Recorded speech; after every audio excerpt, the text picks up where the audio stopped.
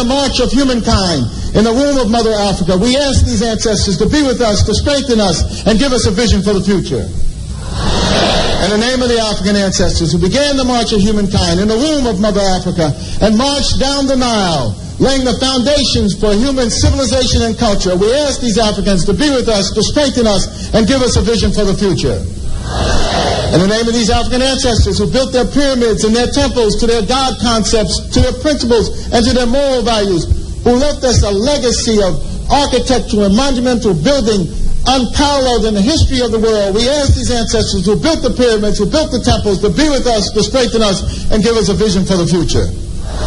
We ask these African ancestors who took this African culture and extended it throughout Africa, building the stone cities of Zimbabwe, building the empires of the Sudan, Ghana, Mali, and Songhai, building the Swahili city-states along the east coast of Africa, and in Christian Africa asking King Lalibela and giving him the courage to build the 12 churches of Lalibela from the ground down, monuments to the world. We ask these Africans to spread this culture to the Dogo and to the Akan and to the Yoruba and to the Bankongo and to the Zulu. We ask these Africans to be with us, to strengthen us, and give us a vision for the future. In the name of the Africans who opened up Africa, opened up the Nile Valley to other cultures and other peoples, and they came in and nurtured themselves on the African greatness. First coming in early with the ancient Hebrews, and they synthesized this culture and produced Judaism. Later coming in were the Christians, and they synthesized this culture and produced Christianity. Coming in were also the Greeks, who took the African culture, synthesized it, and produced Greek civilization. And then later, the Prophet Muhammad, and with the Arabs coming into the Nile Valley, they synthesized the culture and produced Islam. We ask these African ancestors, who as part of their legacy laid the foundations for Judaism, Christianity, Islam, and Greek civilization, to be with us, to strengthen us, and give us a vision for the future. We ask those African ancestors pulled out of Africa, taken to the hells of North America, South America, the Caribbean, maintaining the spirit of African humanity in their hearts and in their minds, and who left us this enormous legacy of struggle. We ask those Africans who resisted enslavement in the villages of Africa, who resisted enslavement in the shores of Africa, who resisted enslavement in those forts and dungeons, who resisted enslavement in the holds of those ships, who resisted enslavement when they arrived on these shores in the New World. We ask these Africans who ran into the highlands of northeast Brazil and established for 100 years the first free republic in the Americas, the Republic of Palmares, and their last great leader, Zumbi, who speared and sacrificed. We ask these Africans who replicated the Brazilian experience and went into the highlands of Jamaica and became the maroon-free communities. We ask these Africans who went into the backwoods of the Guyanas and Suriname and created free republic of the Suramaka and the Ajuka. We ask these Africans who went into the backwoods of Georgia and the swamps of Florida and moved with the Seminole Indians and resisted oppression. We ask these Africans who left us a legacy of struggle and resistance, the likes of which no one in the world has, to be with us, to strengthen us, and give us a vision for the future. We ask these Africans who created and laid for us a foundation of struggle and resistance that was passed on generation after generation, that was passed on to Harriet Tubman, who fought her way out of enslavement and became a symbol of freedom for all of us. Similarly, Frederick Douglass and hundreds of thousands of others fought their way out of enslavement. We ask those Africans who went with Bookman, Dessalines, to create the greatest revolutionary experience in the history of the world, the Haitian Revolution, leaving us a legacy, the likes of which no one else has had. We ask these Africans to be with us, to strengthen us, and give us a vision for the future.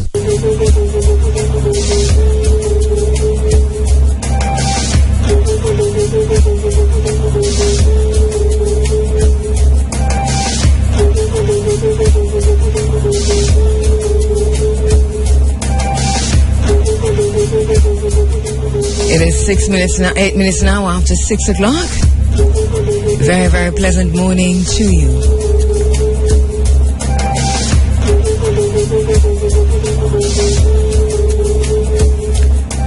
We're inside of the Africa Forum. It's Running African. We go through until 10 o'clock this morning. That's when DJ Talia comes in for the Big A.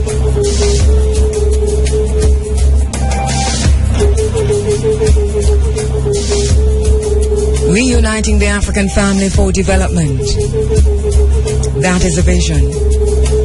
The vision of this program is to reunite the African family for development.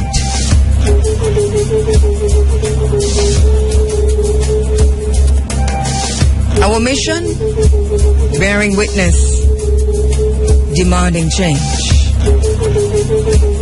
Our mission, crafting an African-centered agenda for change and development.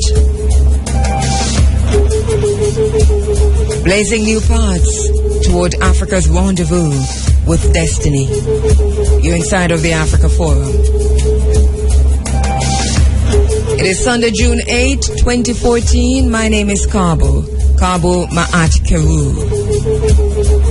My broadcast assistant this morning is Kishima Francis. We're very, very happy to welcome Kishima Francis once again to the family.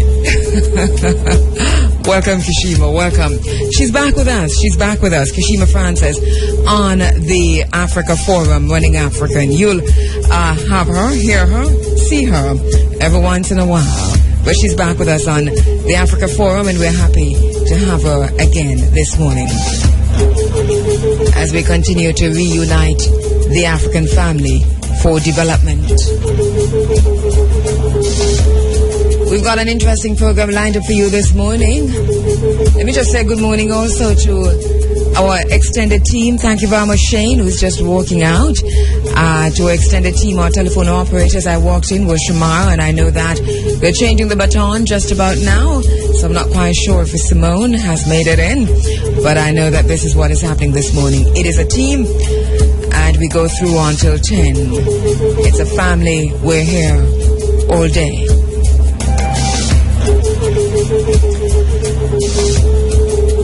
We've got an interesting program lined up for you this morning. We're going to be looking at Boka Haram, but we're looking wider and deeper because our professor, our brother, Professor Horace Campbell, has written an insightful article, treatise, column on sexual slavery. It's an op-ed actually. Sexual slavery, sexual terrorism in the context of the kidnapping of the Nigerian girls. As you know, Professor Horace Campbell is a veteran Pan-Africanist. He is Professor of African American Studies and Political Science at Syracuse University.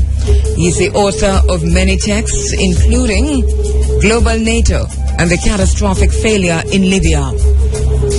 He's on this morning. We're going to be talking about the menace of Boka Haram and fundamentalism in Africa. He joins me at around about 7:30.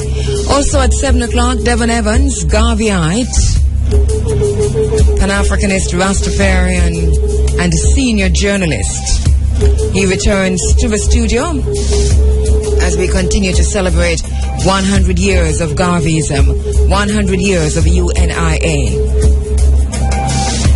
This morning we're looking and focusing within the context of an article written by Lance Nita and also new developments regarding the birthplace of Mwalimo Marcus Garvey.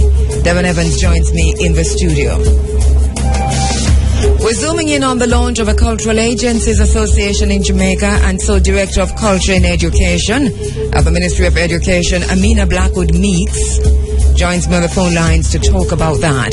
Sounds like a great idea, brilliant idea, the Cultural Agencies Association. Also, Akan Priestess Fufie is joining me on the phone lines this morning to talk about the Taino celebrations, which will happen as part of the wider Maroon celebrations in Charlestown, Portland, and that's happening later on this month, just a few days away actually. A lot to talk about, a lot to do this morning. Thank you for joining us on the internet at iriafm.net. Thank you for joining us on your Android apps. on your BlackBerry and iPhone apps. Good morning. Thank you very much. Thank you. And remember that we're at irefm.net. You can follow me on Twitter at Kabu Ma'at Kheru. That's K-A-B-U. Kabu Ma'at M-A-A-T Kheru K-H-E-R-U. And you can follow me on Twitter at Kabu Ma'at Kheru. You can also check us out and friend us also on Facebook at Kabu Ma'at Kheru Williams. That's where we are. We'll return your post. We're all over the social media. Read my blog also. All right. At 15 minutes after 6 o'clock, we're going to be taking just a bit of music, and then we'll be right back with much more. We've got so much to talk about. Got a lot to talk about. Hey, remember that at 8:30 also we have the cash pot draw. In between, we've got your music. We are hoping to take your telephone calls, and we've got some issues, some housekeeping to do. Stay with us.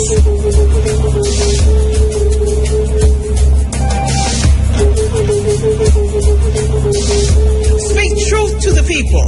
To identify the enemy is to free the mind. Free the mind of the people. Speak to the mind of the people. Speak truth. Everywhere you go.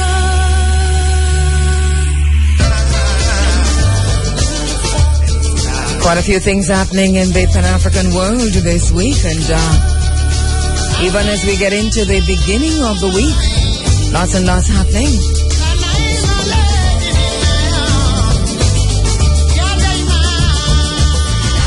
You might have heard, I haven't, but China is flexing its military muscle. China is flexing its military muscle in Africa.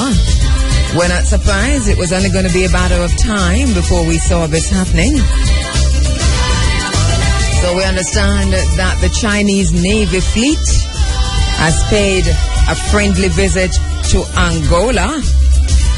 We are not surprised. As a matter of fact, we have been talking ad nauseum on this program about the Angola model being rolled out across the continent of Africa, about Angola being ground zero.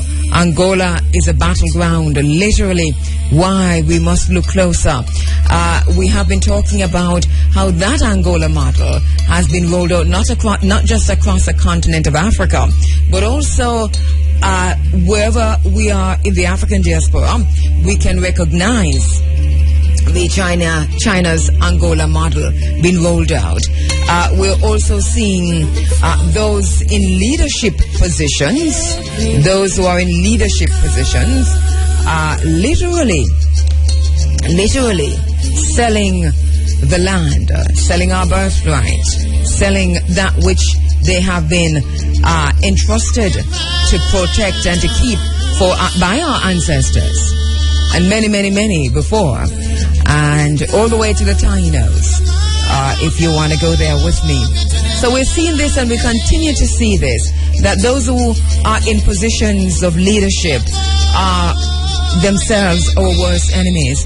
And if it is that is so, it means that we're in a state of war. And what does that mean in terms of how we respond as we continue to blaze new paths to Africa's rendezvous with destiny?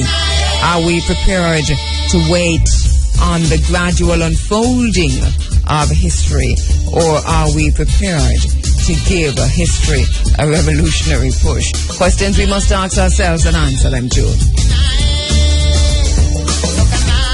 So that China has rolled out its Navy fleet and it's flexing its military muscle in Africa. It's part of the ongoing Cold War, and they say that this is not what it is, but the imperialistic, neo-colonialistic Cold War that is, and sometimes not so cold, that's unfolding on the continent of Africa, that is being played out in the Caribbean waters, in the Atlantic waters, on the continent of Africa, must not miss our attention. We must pay attention to this because it impacts and affects all of us at various different levels.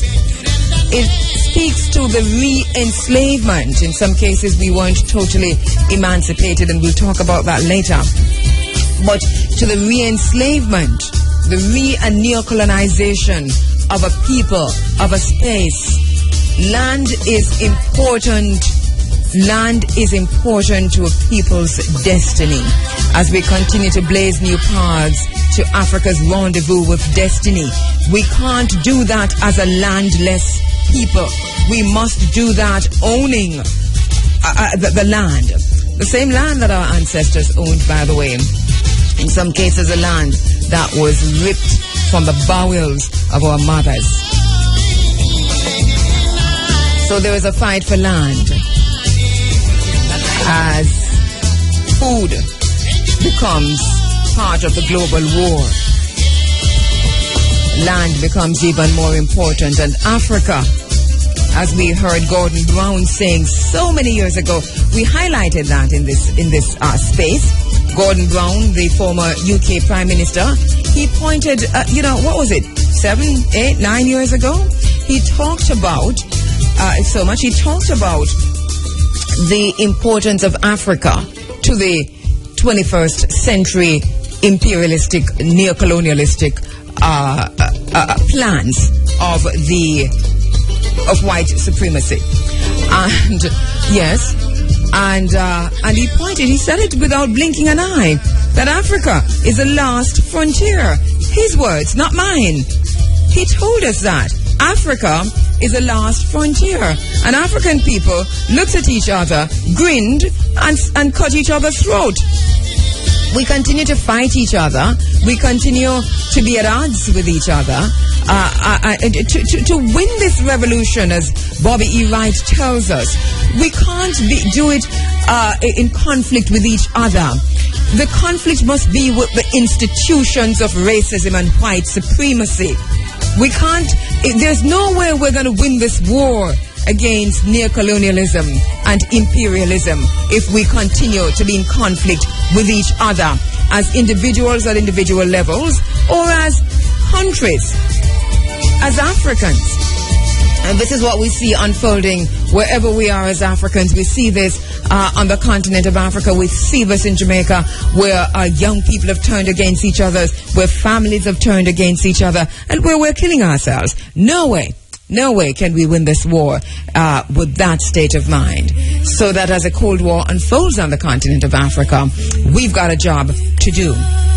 We're talking about our leaders and those of us, those of them among us who are in positions of leadership. Bobby E. Wright, and we're quoting Bobby E. Wright a lot this morning because he talked about his book, The Psychopathic Racial Personality, is relevant to us in this time. He talked about the leadership of black African people everywhere. He understood as a psychologist and as a black psychologist, and was a thorn in the brain of black men and women posing as leaders. In many of them, he diagnosed a deep personal dishonor that disqualified them for their trusted positions. You'll find that in the introduction to his book. He was a thorn in the brain of black men and women posing as leaders. In many of them, he diagnosed a deep personal dishonor that disqualified them for their trusted positions. Does that sound, are you recognizing that? Are you able to say, that's true?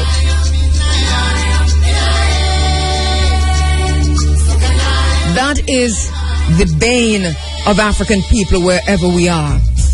That there is a deep personal dishonor that disqualify those persons who have ensconced themselves in positions of leadership. He said, watch the leadership, especially those proclaiming their God-given answer to the problems of African people, of black people. Watch the leadership. Watch your leadership, because they continue to sell your land from beneath you, and then they invite consultants to diagnose what your problems are when you have no recourse but to so-called squat. Because that's what we're hearing now, that consultants are coming in to deal with squatting. It's a wrong way up that we're looking at this. We're turning ourselves upside down, and we're looking at the problem through the wrong lens and the wrong area of the body. Flip the thing around and let's use our brains instead of the other part that we tend to be using. And the idea of calling in consultants to deal with squatting, I think, is a slap in the face of the Jamaican people, because we understand the problem of squatting in Jamaica is a problem of landlessness. And you don't need a consultant who you're going to be paying the children, using the children's lunch money, the children's bread, to pay to come tell us that. And maybe they won't tell us that because you're going to be paying them to tell us what it is that you want them to tell us. So what have you done? You have created a solution. Now you must find a problem to fit it. And this is what many of the so-called leadership and persons in positions of leadership are doing in Jamaica. They first of all find themselves a problem, a solution. Find themselves a solution.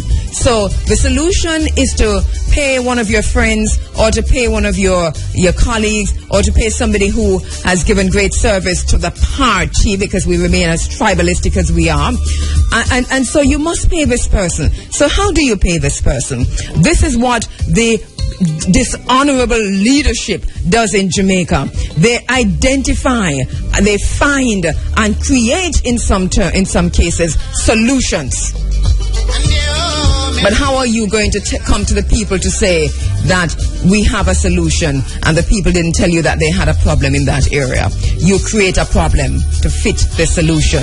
This is what we see happening in terms of how Jamaica is being managed, is being guided, is being led by these dishonorable men and women who must also find themselves, yes, dishonorable graves. So Bobby E. Wright says, watch the leadership, especially those proclaiming their God-given answer to the problems of black people. And academia, as Bobby E. Wright tells us, is complicit in this. And we must say that. We have to say that. As someone who uses education, his training, his intellect, his intellectual knowledge, and his skills, always in the best interest of black people, he had a commitment, he had a philosophy of commitment, of accountability and service to the black community. And we challenge academia to understand that you too must understand that you are accountable to the service of the black people. Yes, you are, of the black community. Yes, you are. You are accountable. You are. Yeah, we didn't send you to school, but we did. We did.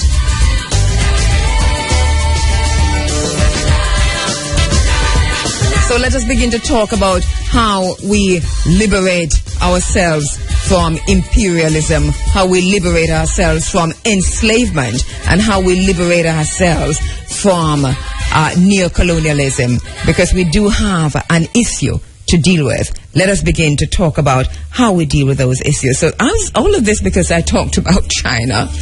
China has rolled out its military might, and just a little bit of it in Africa, flexing its muscle, saying to Europe and saying to the United States, because you know that there's a big war going on in the South China Seas. Yes, there is. And they're really just toying with each other there. They're,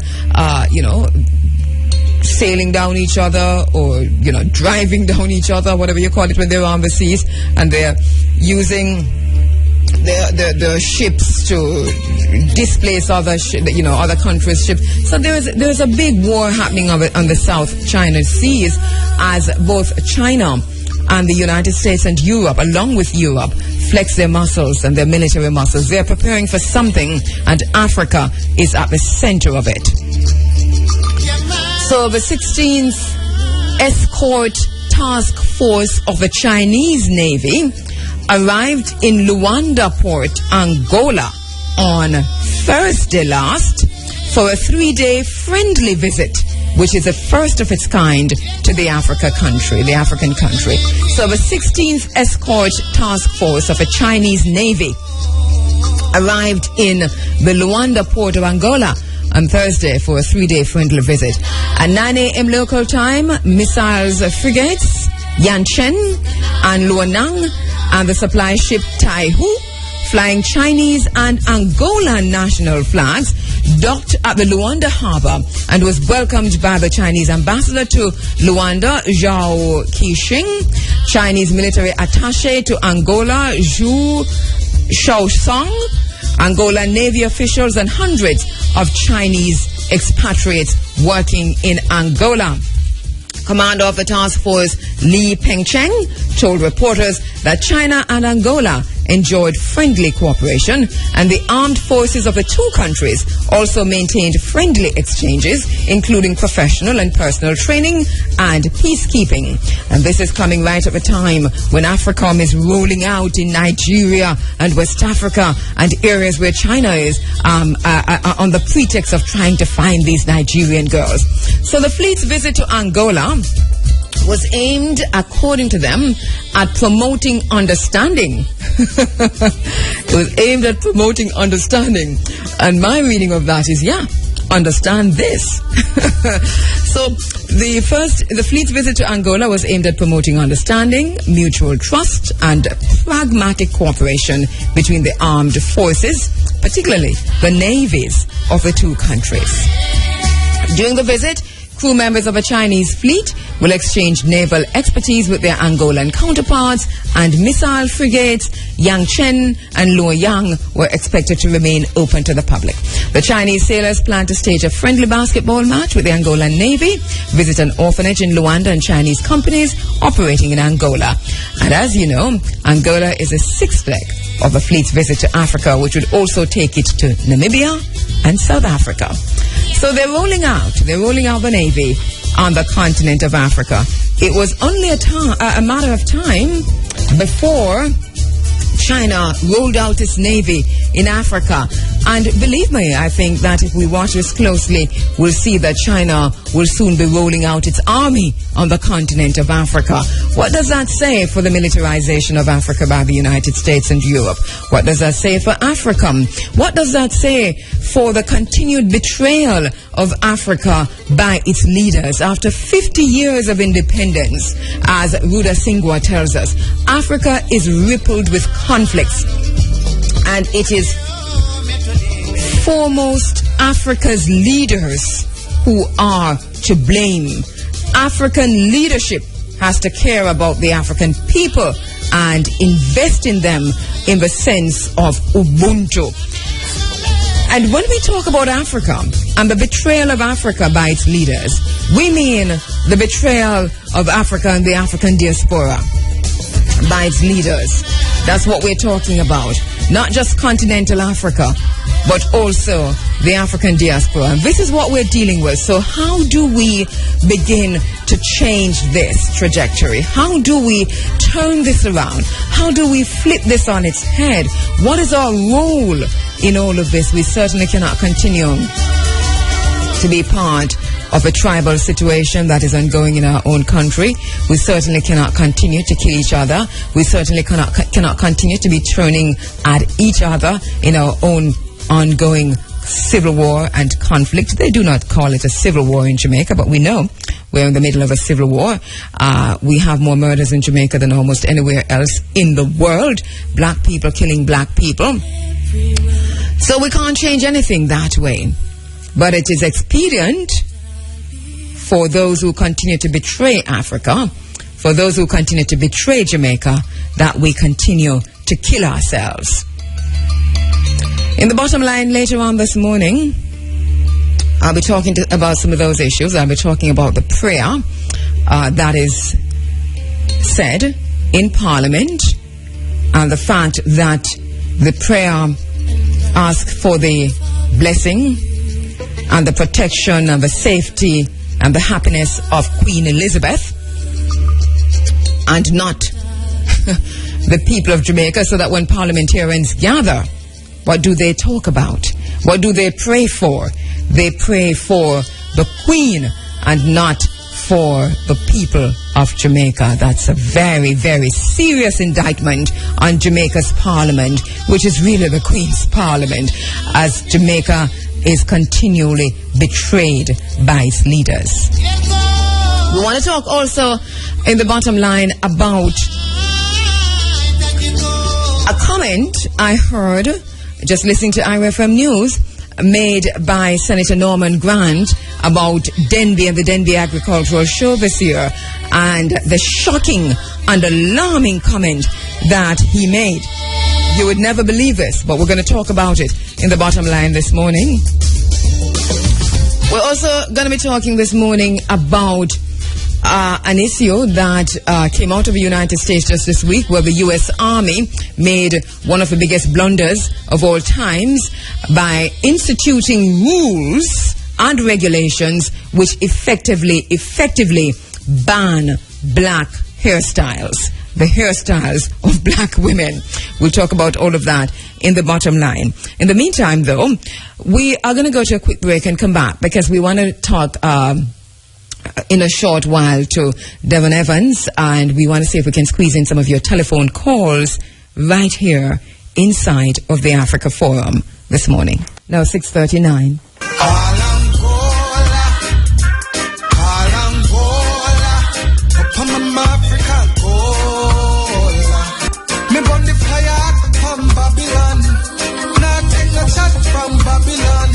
Speak truth to the people. To identify the enemy is to free the mind. Free the mind of the people. Speak to the mind of the people. Speak truth.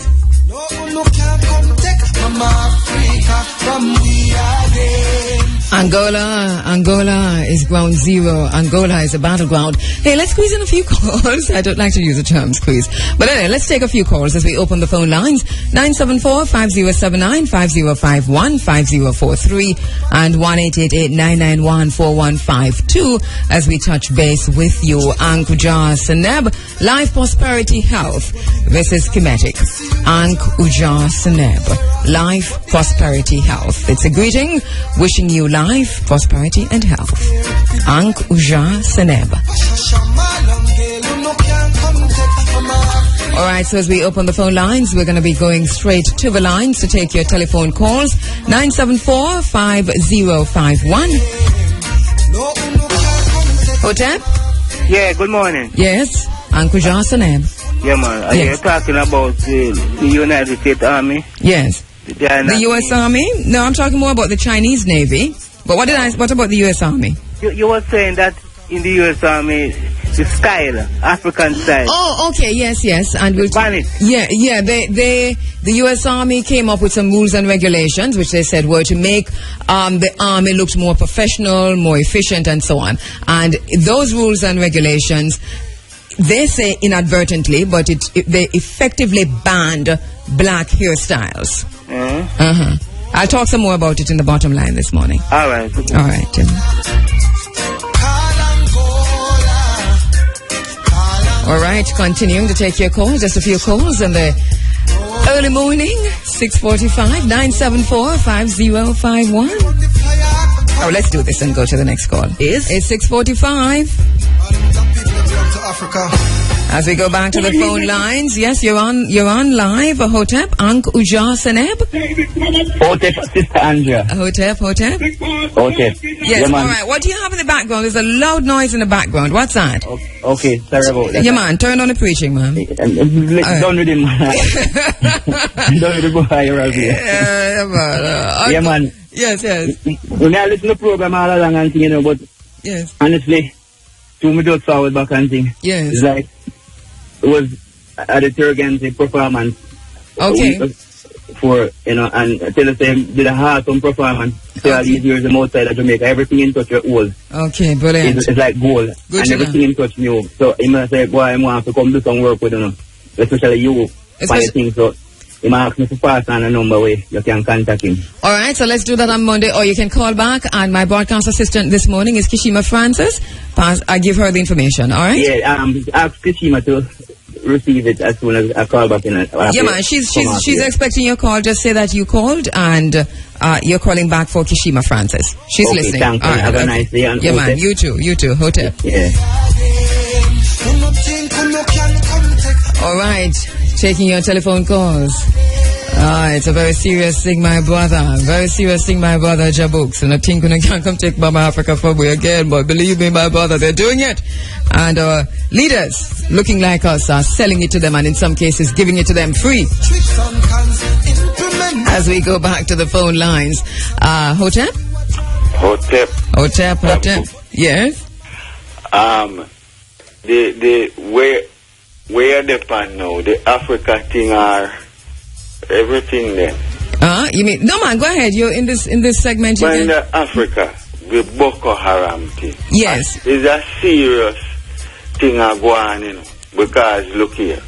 As they admitted couple weeks ago that Boka Haram is a subsidiary of Al Qaeda. They're not telling you who Al Qaeda is. I'm very interested in that so-called admission. Yes. That admission, if you notice, Garnet, let Goodluck Jonathan off the hook. That admission took the pressure off, absolved him of any responsibility of going to find those girls, because what's up? The politics of Nigeria, and it's more complex than we are making it out to be. It's not linear. Believe me, because where I want to show you is, if you notice, soon after the parent group reached down in Nigeria, yes. Oh, we know where the girls are, and that is because we know where the girls are. The backstage pull the strings. And it will be very interesting to hear when Professor Campbell comes on, because he's been looking very, very closely at the politics of Nigeria. He's been looking very closely at Boka Haram and the origins of Boka Haram, but also, yes. Right now, the United States, they are Nigeria. I take the whole Nigerian army for fool. But look here, but you're talking about the United States and Nigeria. Remember, that is France and the United States. And it's not just Nigeria. It's Chad, Mali, Niger, all of that area. And so it's a land, that entire area, propelled now by the situation with the girls who have been kidnapped, has opened up. The entire area is now opened up. It's like a prostitute spreading her legs for France and Nigeria to rape the country. You notice they tell us about they drop people at Chad and they drop people here. It's Africom. Nigeria had just recently said they did not want Africom's headquartered in their country. And they had to backtrack on that in short order. So this is a complex issue. We must not reduce it to the invisible Al-Qaeda. Yes. Geography too, because... Yes. It's not Boko Haram alone, it's Al-Shabaab. Because see, if like last week, you point out... And in Al-Europe and Al-America and Al-France. Yes, go ahead. Last week, you point out almost a whole geographic area there, where you can see like, through the French, them and the British, them did have for them piece of Africa already. Yes. You can see a new American piece.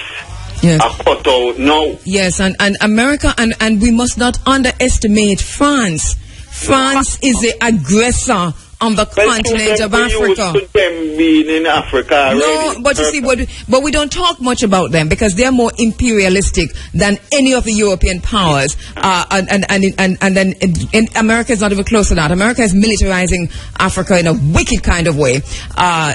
Escalated in a serious way under President Barack Obama, which is a shame.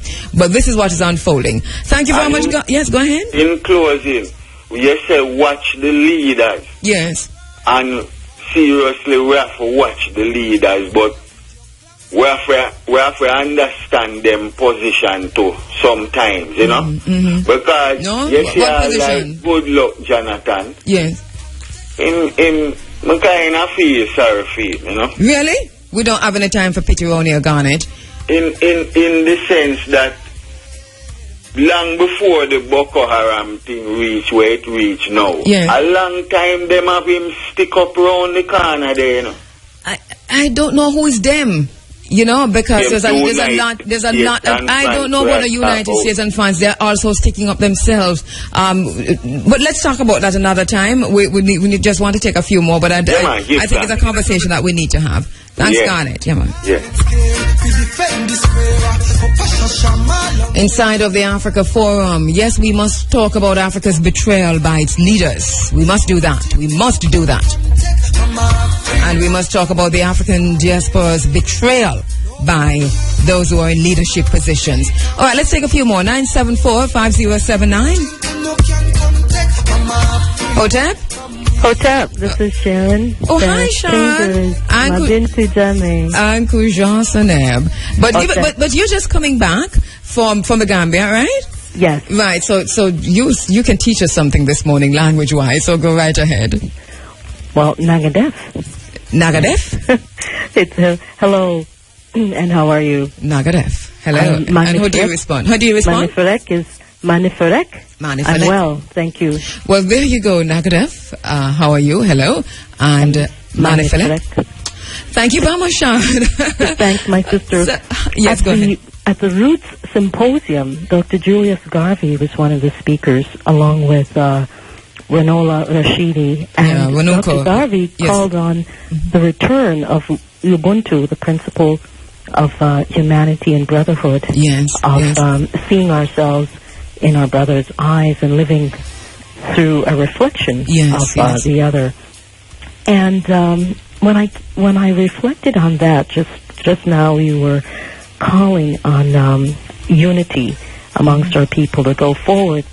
I realized that at Unity Hall in May and April, instead of being inside Unity Hall, we sat under a tree to call meetings with Stephen Golden.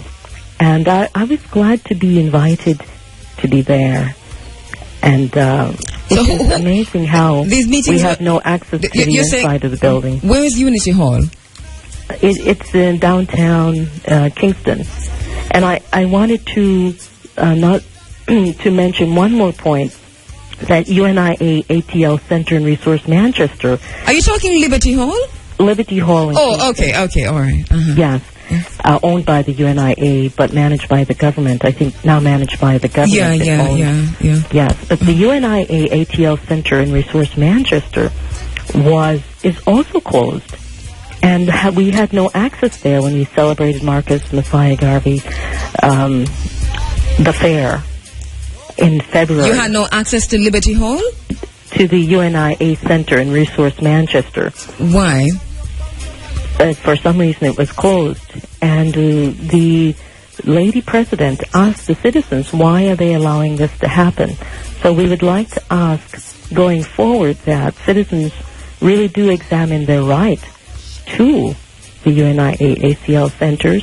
Yeah, and I think also, and what you're saying is very, very important, and it's a two-way street, because I think the education or the public education process is going to be critical to how people view that, and to whether or not the populace and the masses begin to re-examine that. So you're doing the right thing in the public forum, but even the call you talked about under the trees and so on, it's the first time I'm hearing about it. I'm in the media, so that we're saying that it's going to be a two-way street when we make calls for unity and for people to examine their rights and so on, because we expect that they should, but miseducation, years of enslavement and neo-colonization, people are in a stupor, and to get them out of that, for those who have recognized and identified themselves as guides in the process, that is going to take more than talking among ourselves. I think now is going to have to be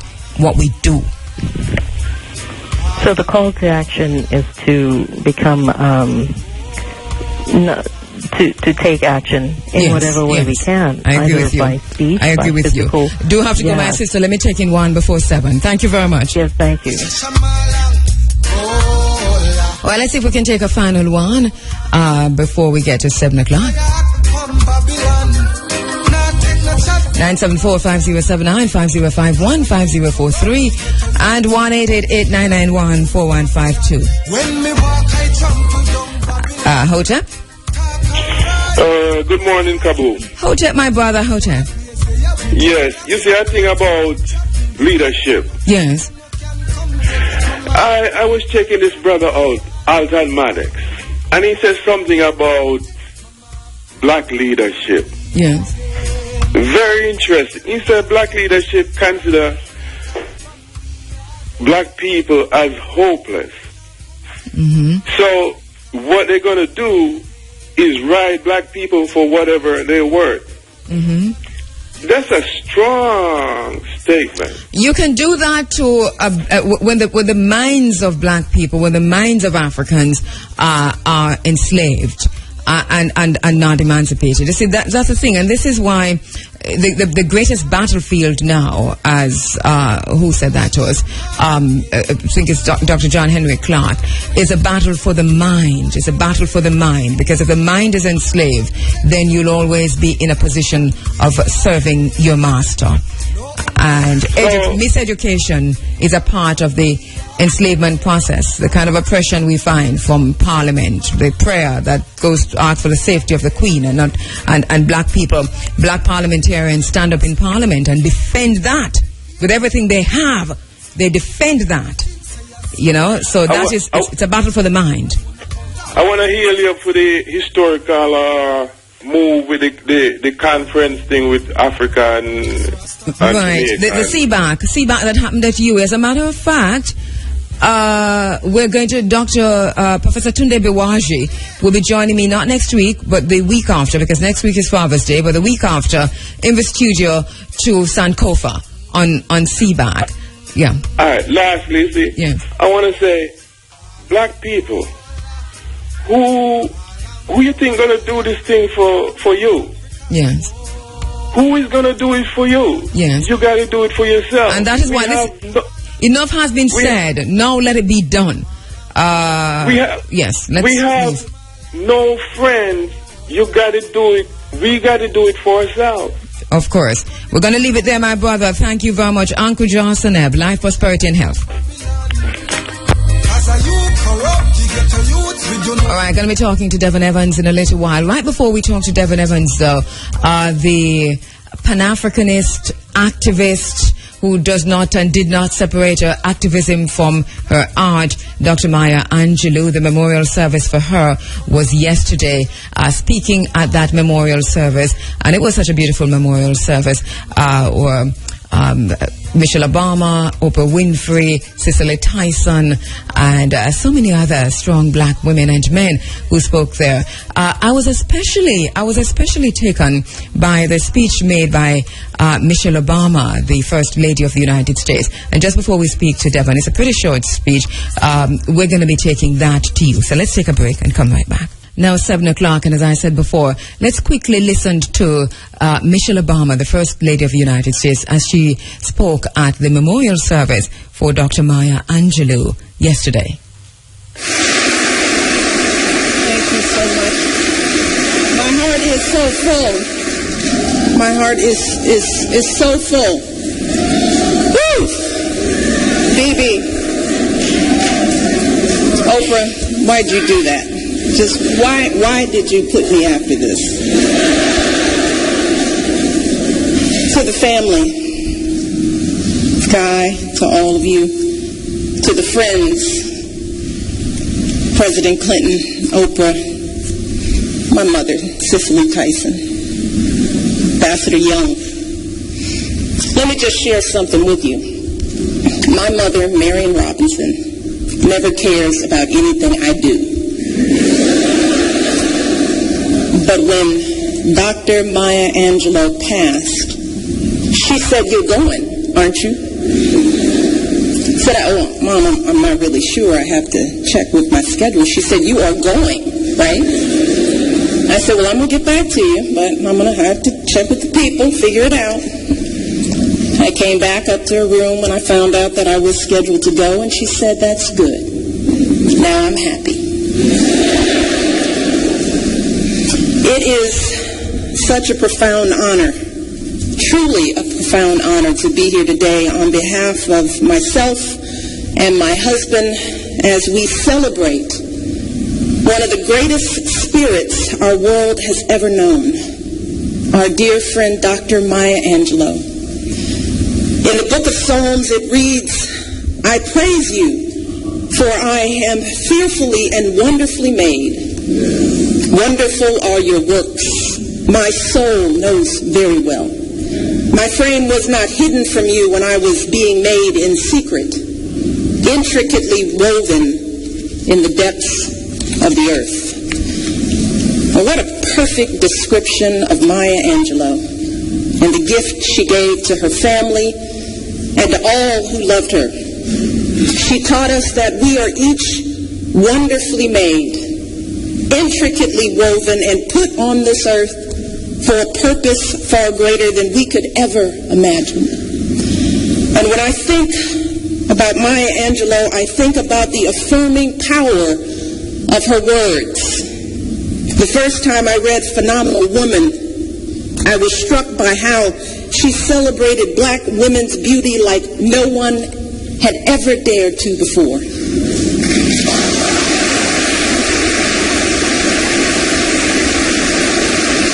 Our curves, our stride, our strength, our grace. Her words were clever and sassy. They were powerful and sexual and boastful. And in that one singular poem, Maya Angelou spoke to the essence of black women. But she also graced us with an anthem for all women, a call for all of us to embrace our God-given beauty. And oh, how desperately black girls needed that message. As a young woman, I needed that message. As a child, my first doll was Malibu Barbie. That was the standard for perfection. That was what the world told me to aspire to.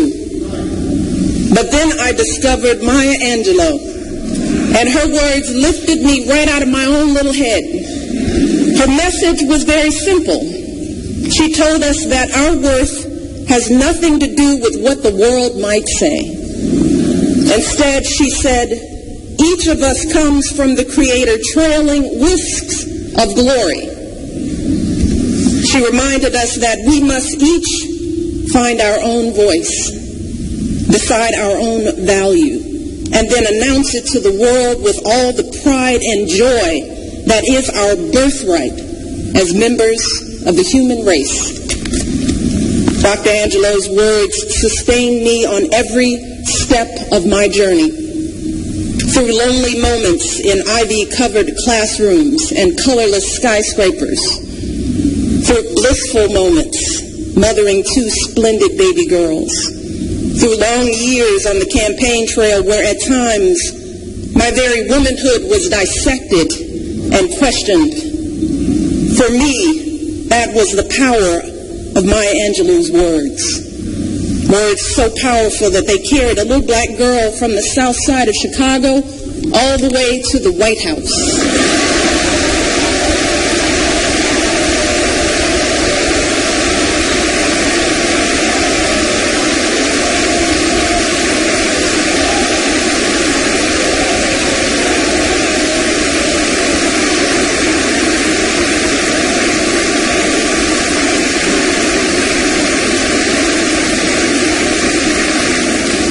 And today, as First Lady, whenever the term authentic is used to describe me, I take it as a tremendous compliment because I know that I am following in the footsteps of great women like Maya Angelou.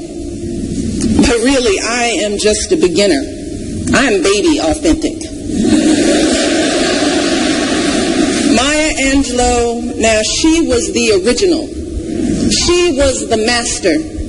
For at a time when there were such stifling constraints on how black women could exist in the world, she serenely disregarded all the rules with fiercely passionate, unapologetic self. She was comfortable in every last inch of her glorious brown skin.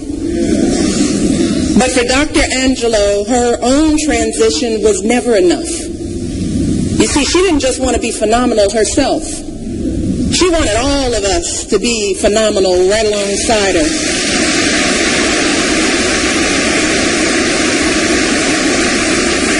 So that's what she did throughout her lifetime. She gathered so many of us under her wing. I wish I was a daughter, but I was right under that wing, sharing her wisdom, her genius, and her boundless love. I first came into her presence in 2008 when she spoke at a campaign rally here in North Carolina. At that point, she was in a wheelchair hooked up to an oxygen tank to help her breathe. But let me tell you, she rolled up like she owned the place. She took the stage as she always did, like she'd been born there. And I was so completely awed and overwhelmed by her presence. I could barely concentrate on what she was saying to me. But while I don't remember her exact words, I do remember exactly how she made me feel.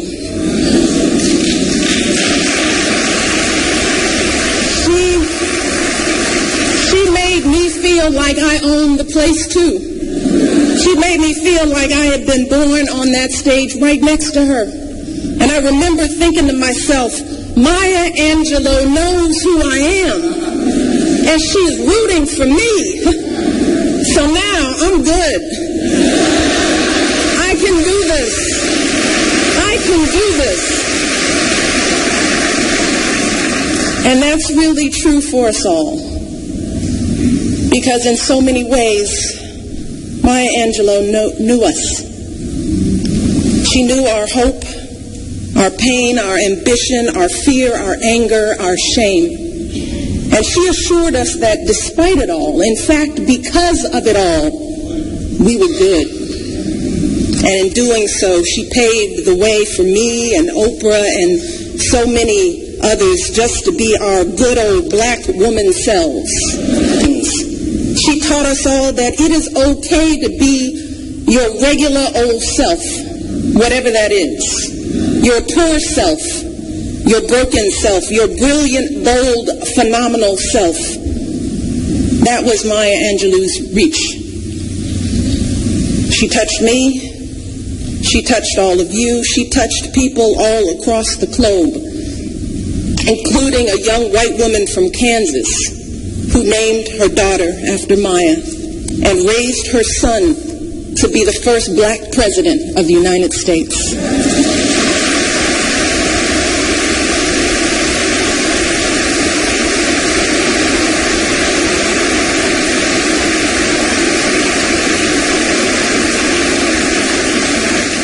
So when I heard that Dr. Angelou had passed, well, I felt a deep sense of loss.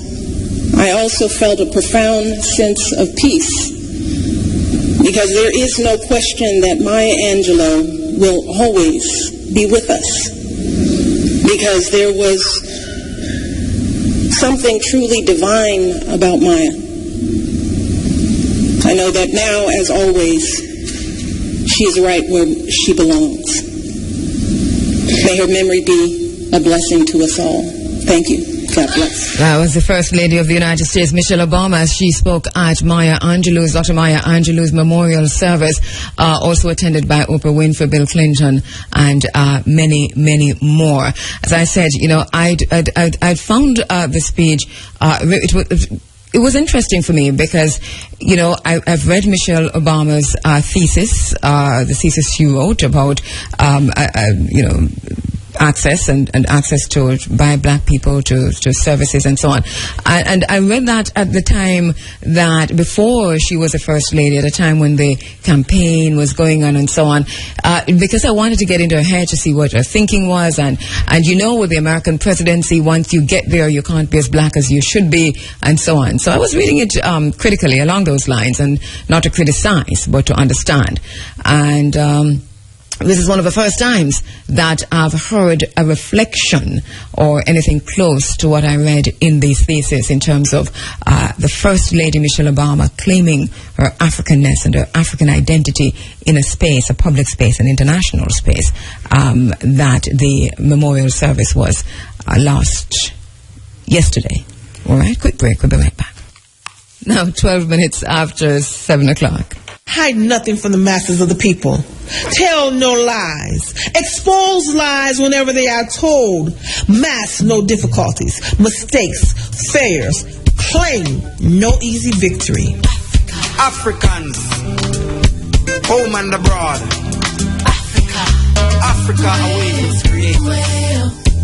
All right, as we enter another segment of the program, you're inside of the Africa Forum, Running African, and my very special guest in this segment is Devon Evans. Devon, welcome once again. Thank you very much for coming in. Yeah, morning everyone, morning all listeners. Devon Evans, of course, is a senior journalist. He is a Garveyite, Pan-Africanist, Rastafarian, and one who has, for the longest time, many moons, been ensuring is like the conscience and the memory of the Jamaican people as it relates to Mwalimo Marcus Garvey.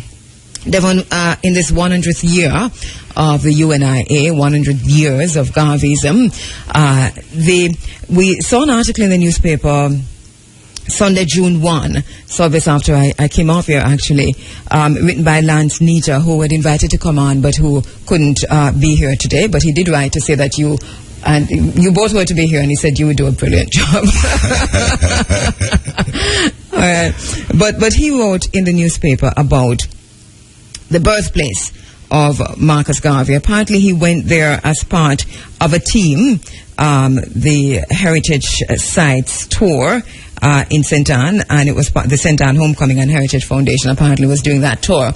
And he seemed very disappointed that the site, the birthplace of Mwalimo Marcus Garvey remains in a dilapidated condition. And at this time, going there, he noted in the article that the place was locked up, that they had to be peeping through windows, and that when they asked, they were told that it was unoccupied but also unfurnished. And so he was lamenting that and talking about the extent to which we have ignored this aspect of ourselves, in the birthplace of the first national hero of Jamaica. Devon, this is something that you have been talking about a long time also. Last time you were here, we talked about ground was broken. What can you tell us about where things are with what will eventually, or what is being planned to happen to the birthplace, the home of Mwalimo Marcus Garvey? Well, first of all, let me tell you, it has taken a new twist, because unfortunately the owner of the property there, Sister Toots, she died a couple of weeks ago. Well, our condolences to her family. She's been on this program before. You introduced us from in the 80s. We have been together in the 90s. Yes. In the early part of IRFM, she was here. Yes. And let me tell her, probably this is one of the situations that has even cost her life. Frustration. Right? You cannot have... The other day, I think it was last week, the parish council did a cutting of the verges along Marcus Garvey Way. And even when they cut it, you go there, know the garbage is still there, heaped up and not removed. And I'm happy that Lance went there with this group of people, because I've been speaking all along and people probably didn't take me serious. So when he went there and saw and it exposes the truth about how both government and opposition or political leaders treat Garvey as a national hero. Devon, I haven't been there in a while, but we've been there very, very often. So what I did not know is that the house was now unoccupied. No, I think they got the wrong impression when they went there. Nobody was there. Okay. But the place is occupied, and again it brings out another problem there. We have this place and we have it exposing the privacy of the occupants, because this is a private residence. People are living there, and yet still you have people coming in droves, peeping through window, walking around here, and encroaching on the privacy of these people. And the people who are living there now, they are in some way connected to... the daughters of the owner. All right, and the owner who just died. Yes, who just died. Sister Toads. She died in the United States. Yes. I remember I interviewed her within the last few years, Devon, because you carried her. Yes. And I remember that she said, it was in 2007 or 2008. It might have been because it was during the In Search of series, and it was at the time that we went in search of Mwalimo Garvey. And I remember that she came in, and she was very open to negotiating with government in terms of what should and should all along she has been open. But let me tell you, there's no willingness. Remember in 1986, we recall when they were planning the 100th anniversary of Marcus Garvey. When I look at that program, no mention was made of the birthplace. And the struggles I had with Mike Henry and the Cultural Development Commission to add it on to that program. And from that time, Sister Toots always tell them she's open if you want to acquire and relocate her. And that was the discussion all along. The attitude, it seems to me, Devon, that the attitude of the government, and especially this administration, and I have to say especially this administration, we do, Devon, because there was a different attitude by the JLP administration to the birthplace, whether they were just talking, but they did more than that, because we saw towards the end where Bruce Golding went, sourced funding, went and broke ground, however that worked out. And then also we saw where Babs Grange, and this is not to say, that we're bigging up nobody over nobody, but we really do have to call a spade, where she made this a constant subject of conversation, that it was always in the public sphere through even the Jamaica National Heritage Society. So I feel the level of frustration that I feel as a journalist, just trying to get information from the current administration, the Ministry of Culture, regarding the birthplace of Mwalimo Marcus Garvey. I have been working in the media since 1990, and we have been celebrating Marcus Garvey in this space since then. And we have always been able to call somebody or write somebody and to get a response, negative or positive. This is the first time. 1990 to now is how many years? About 24 years. So in 24 years, this is the first time, and it hurts me to the core of my being that I'm not able to get through to anyone at the Ministry of Culture who can tell me anything, negative or positive, about the birthplace of Mwalimo Marcus Garvey. That is what I'm saying. Something is wrong. The deafening silence. Because we have been here in this space for many times. We call up people and we talk about Billy Heaven, who was there. Yes. We talk about Stelisa Anna. And even Babs Grange, while mention her, this parliament is here. I also talk about Shahini Robinson in whose constituency, and she's there in parliament, and need them to stand up, because remember, they were there breaking ground, and they told us that yes, they are ready, this money is there. So I want, why is the deafening sign? Why aren't they complaining? In the 100th year. Yeah. This is centenaries are usually celebrated, the rituals around centenary. If you live to be able to celebrate the centenary of anything that is directly related to your culture, to your people, to yourself, then we all have a responsibility to mark the time, to say this must be celebrated. And we must talk about the importance of rituals. The Europeans do it, and we sit and we cry with them. Every September 11, all television stations show you the grand services for 9/11, and it's brilliant because these rituals help you bear witness on behalf of those who have passed. You bear witness that to the fact that this will not happen again under your watch, like those kinds of things. So these rituals are very, very important, and so we cry, we shed tears for those who die from other races. We have now come to the centenary, 100 years of U.N.I.A, of Mwalimo Marcus Garvey, of Garveyism, and the government. The state will have nothing to do with it. Devon, I think that this calls for something greater than mere you standing here, sitting here and talking. Yes, it raises a question now. How many of us care? Because we have been here talking, and we need support. Because what it implies that only two of us, nobody cares about what's happened to Garvey. Just Devon Evans and Cabo in studio running up their mouth. Right? We need the people out there. Many people care. I believe the people do care. Yeah, but they are too silent. Right. Why are the streets so silent? We've been asking that question. Why are the streets so silent? Even as we see that we're now in a situation where the current Ministry of Culture does not want to have anything to do with the culture of the Jamaican people, of the African people in Jamaica. We must face that. Probably one day it's a question of ethnicity. It is. I think it is, but I also think it's a question of classism, colorism, racism. We must call it. Yes. Devon, we must call it. Yes, because the classism, I met the classism face to face at Liberty Hall. We must call it. So we have to call a lot of, it's time, we have to call us, and I can sympathize with Lance, because the level of discussion here, I know Lance didn't want to go there, and probably we might pull him there if he's here with us. But this is it, and the people of St. Ann, remember we have a Garvey Study Center in St. Anne's at the library.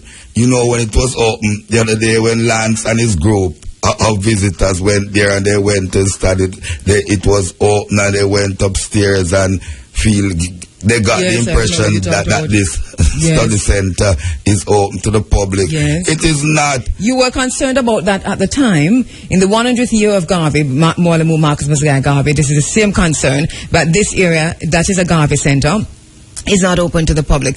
Lance Nita in his article identified across the world where there are monuments and so on to Mwalimo Marcus Garvey, and I like that because I hadn't gone ahead myself and identified them, but he identified so many of them, and I just want to quickly he said, take a look at his memorials overseas. Schools, colleges, highways, buildings have been named in his honor all over the world. In Africa, his name is revered in Cape Town, Ghana, in Cape Coast, that is Ghana, also in Nairobi, in Nigeria, in Kenya.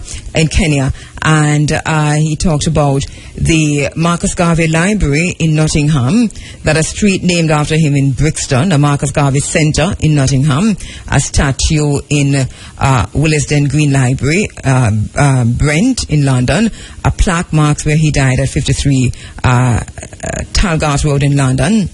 And he said in the USA there's a memorial park in Harlem, a public library branch in New York, and a major street named after him in Brooklyn. There's a Garvey Cultural Center in Colorado, a Garvey Festival held annually in Pembroke, Illinois, and his bust is housed in the Organization of American States Hall of Fame in Washington. And then he goes on to say Martin Luther King paid tribute to Garvey on his visit to Jamaica in 1965, describing him as the first man of color to lead and develop a mass movement and to give millions of Negroes a sense of dignity and destiny and to make the Negro feel he was somebody. And that's a direct quote. Don't call me and tell me that I use the word Negro.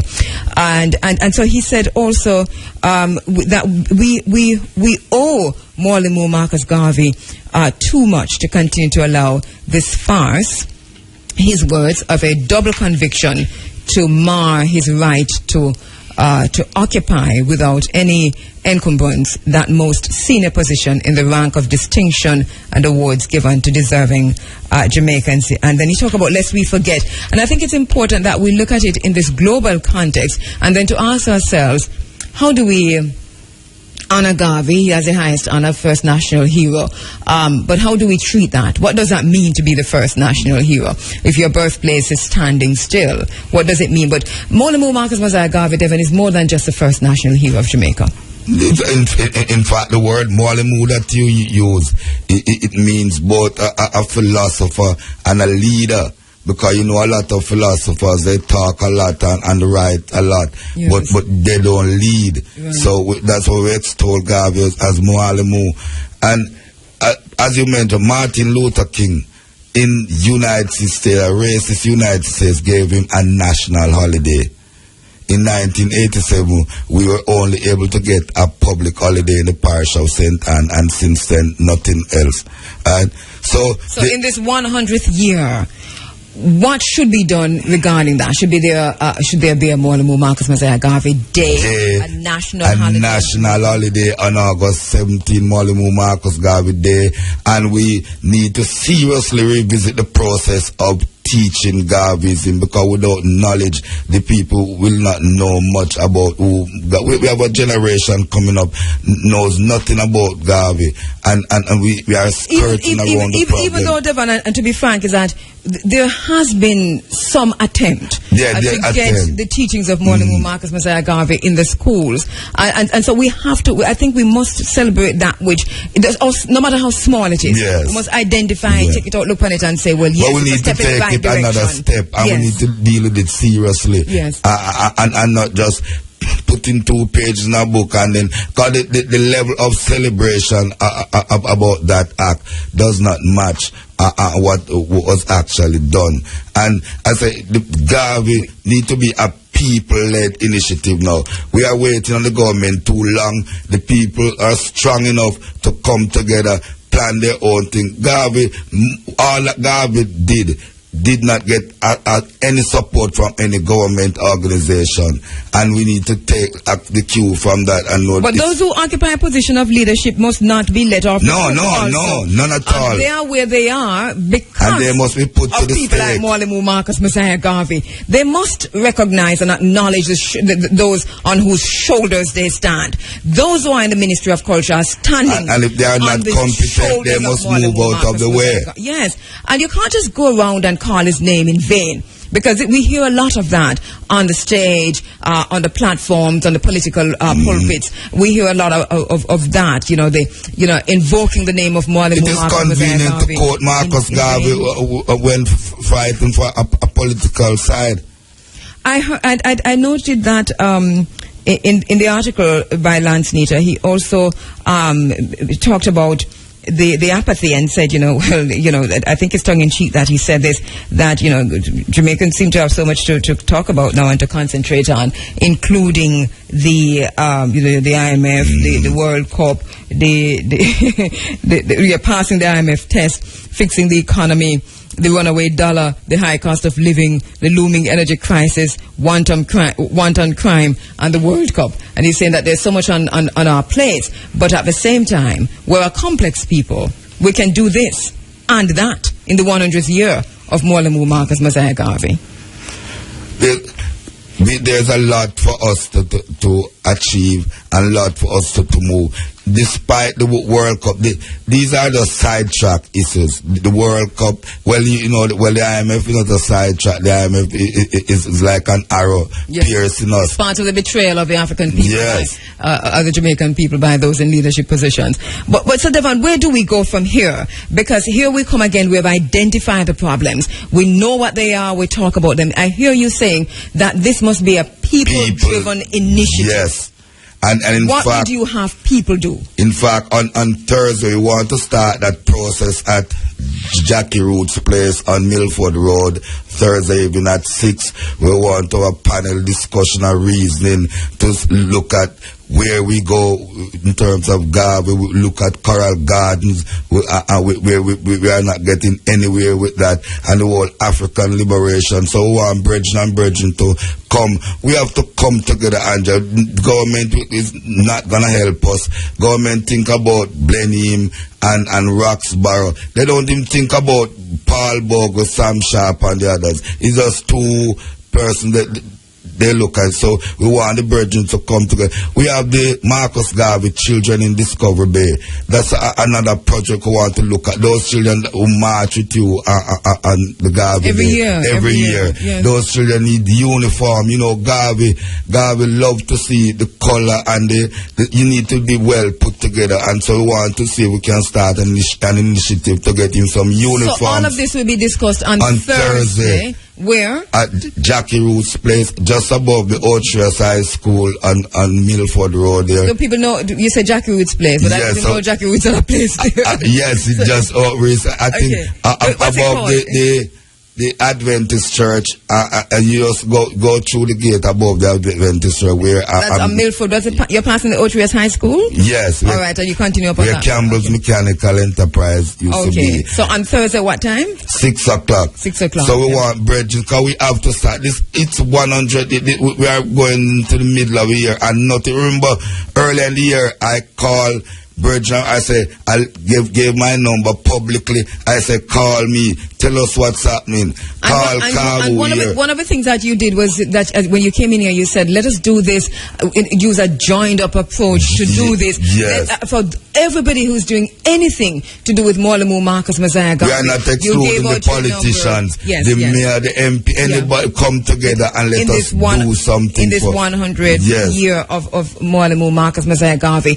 At this time as we speak, we do not know what is planned, but in the bottom line this morning, we're going to hear what Senator Norman Grant has said about the plans for emancipation celebrations. He hasn't said anything, and I'm saying him because he made a declaration that will shock you to the core if you are African-centered, Pan-African, or just Barnia. You know, the plans that they have and the extent to which they're leaving out the Emancipation Day celebrations according to him, but also that this is June, 100th year of the U.N.I.A. July 20. Isn't July 20 that day? 14. The year, July 20. That is in just 15 days, you have to say, nearly.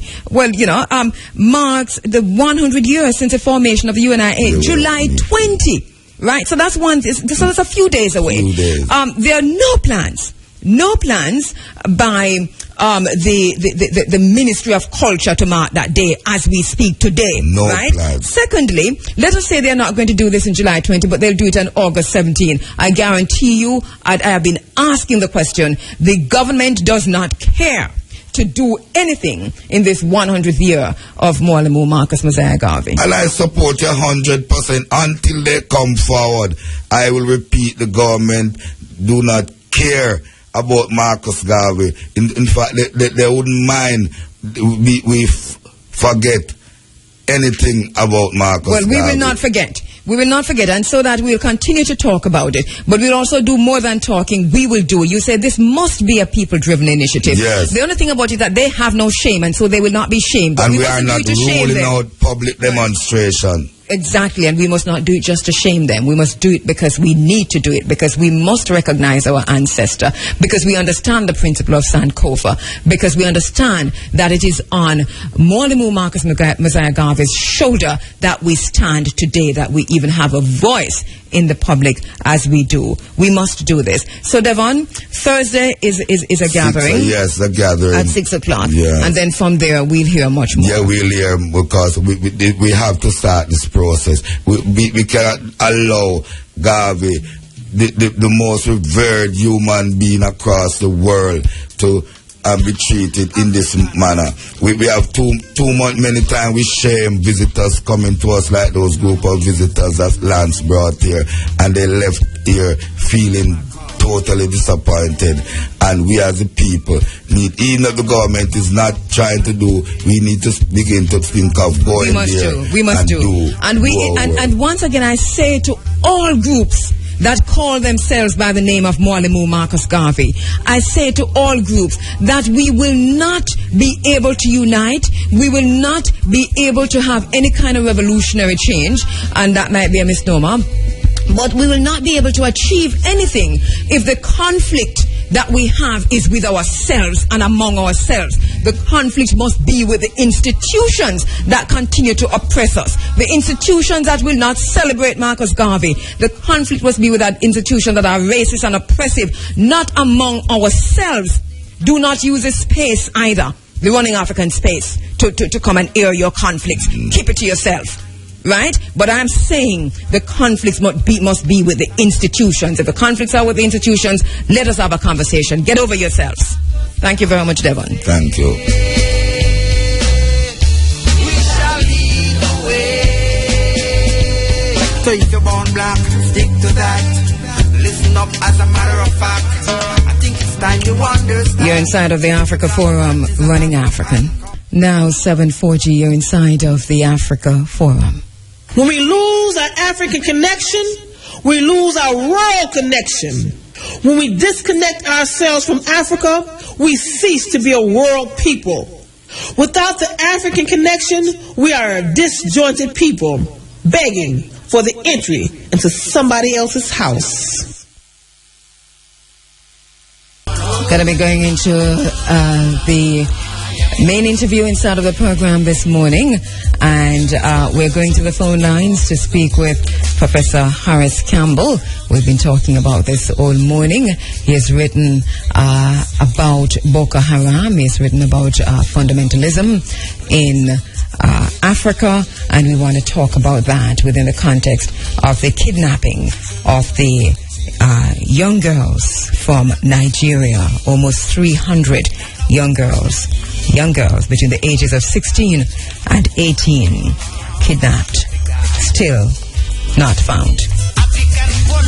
Sexual slavery, sexual terrorism in the context of a kidnapping of the Nigerian girls, and the menace of Boka Haram and fundamentalism in Africa. The article written by Professor Horace Campbell. Professor Campbell is a veteran Pan-Africanist, professor of African American Studies and Political Science at Syracuse University.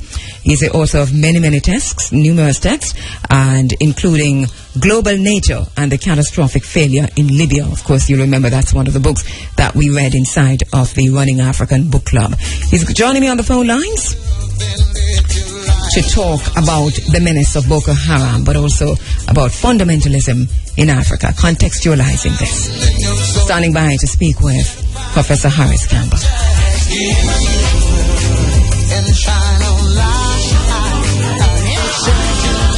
All right, as we go to the phone lines to speak with Professor Horace Campbell on the menace of Boka Haram and fundamentalism in Africa. He joins us live.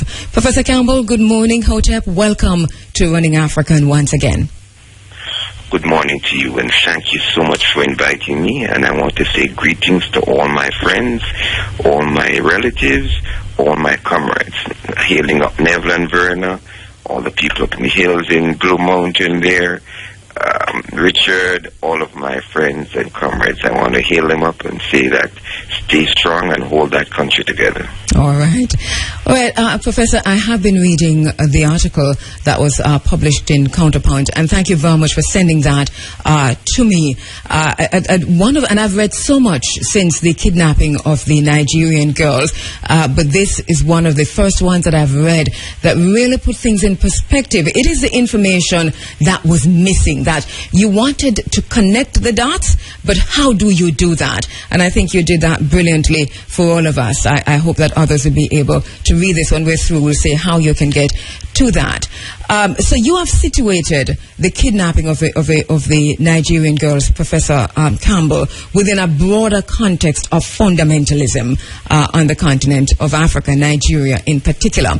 As you did in the article, can you talk to us a little bit about what that statement meant? Because this is how you started your article, this chilling statement about selling the girls in the market. Before we talk about Boka Haram, what did that statement mean to you when you heard that?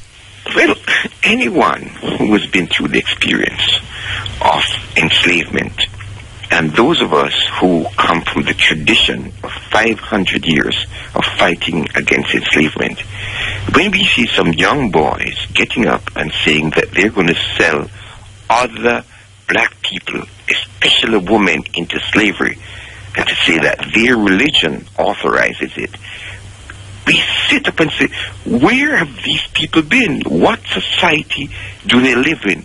Here we are in Nigeria, in Africa, been fighting for reparations for enslavement. Here we are fighting to end all forms of exploitation, all forms of terrorism and dehumanization. And these young people, calling themselves freedom fighters, getting up and saying, we will sell these girls into slavery.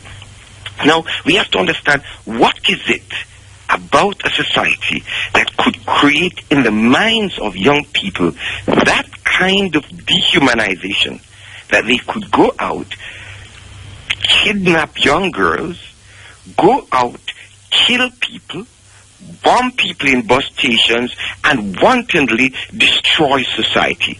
These are no longer human beings. These are people who have been dehumanized. And in trying to find about this dehumanization, we either say, well, these people are criminals, these people are barbarians, or you find out what is at the root of inspiring them to go about this kind of killing. And I think this brings us to a problem that we face not only in Nigeria, but all over the world, in Jamaica, in Trinidad, in Brazil, in Chicago, where young people go out and kill others wantonly. And I think this should cause all of us to say, now we must wake up and stop any kind of society and social system that inspire young people to do this kind of killing, kidnapping, and selling people into slavery.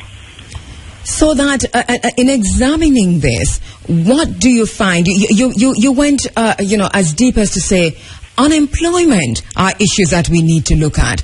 And we have not heard this conversation at this level. But within the context of this kidnapping, within the context of Nigeria, what were some of those issues that you identified, that you found drove this kind of a situation where young men, young women are now in a situation, well, young men are now in a situation where young women are being kidnapped? Yes. For the young men, this has to do with masculinity. It has to do with the deformation of ideas about what it is to be human and to be men. And this masculinity is deformed in a context of fundamentalism. We're dealing with three kinds of fundamentalism here. The first and most dangerous kind of fundamentalism is market fundamentalism. Market fundamentalism says that the most important thing in society is for companies to make profits, regardless of what happens to other human beings. So if the company is making profits by flaring gas and destroying the environment, as they do, as Shell Oil does in Nigeria, if making profits is bunkering oil, then that's okay. Now, that fundamentalism brings about one kind of terrorism that we have all over the world, that is economic terrorism. Economic terrorism is that terror where people have no way of going about meaningfully valuing their lives and do not have means of employment and livelihood, where 1% of the population live in luxurious wealth. And here we have Nigeria, the most populous country in Africa, actually one of the wealthiest countries in Africa, producing oil, and 70% of the people live at abysmal poverty. That is the number one problem in Nigeria. Economic terrorism, where people do not have electricity, clean water, access to education, access to decent housing, decent roads, and decent environment. This is the terrorism that's the root of the problem. That gives rise to another terror. That is the terrorism of deformed masculinity, where young people grow up in a society where they are supposed to be breadwinners, and they have no means of realizing their dream of taking care of families. Then we have the second kind of masculine, of deformity in the society, is that it's called Islamic fundamentalism. Mm-hmm. Now, Islamic fundamentalism is not unique to Islam. We have Christian fundamentalism. We have Jewish fundamentalism. We have Hindu fundamentalism. What unites all of the fundamentalism, Christian, Hindu, Islamic, and economic fundamentalism, is the oppression of women. Mm-hmm. Because women are the root of the life of society, giving life to society and controlling the bodies, the mind, and the womb of women is what all fundamentalists want. So the distortion of Islam, when these young people call themselves Boka Haram, say they will kidnap girls, this is purporting a form of Islam that has nothing to do with religion, because Islam is a religion of peace. Islam, like most religions, come from people trying to find harmony with the universe, with their gods or goddesses.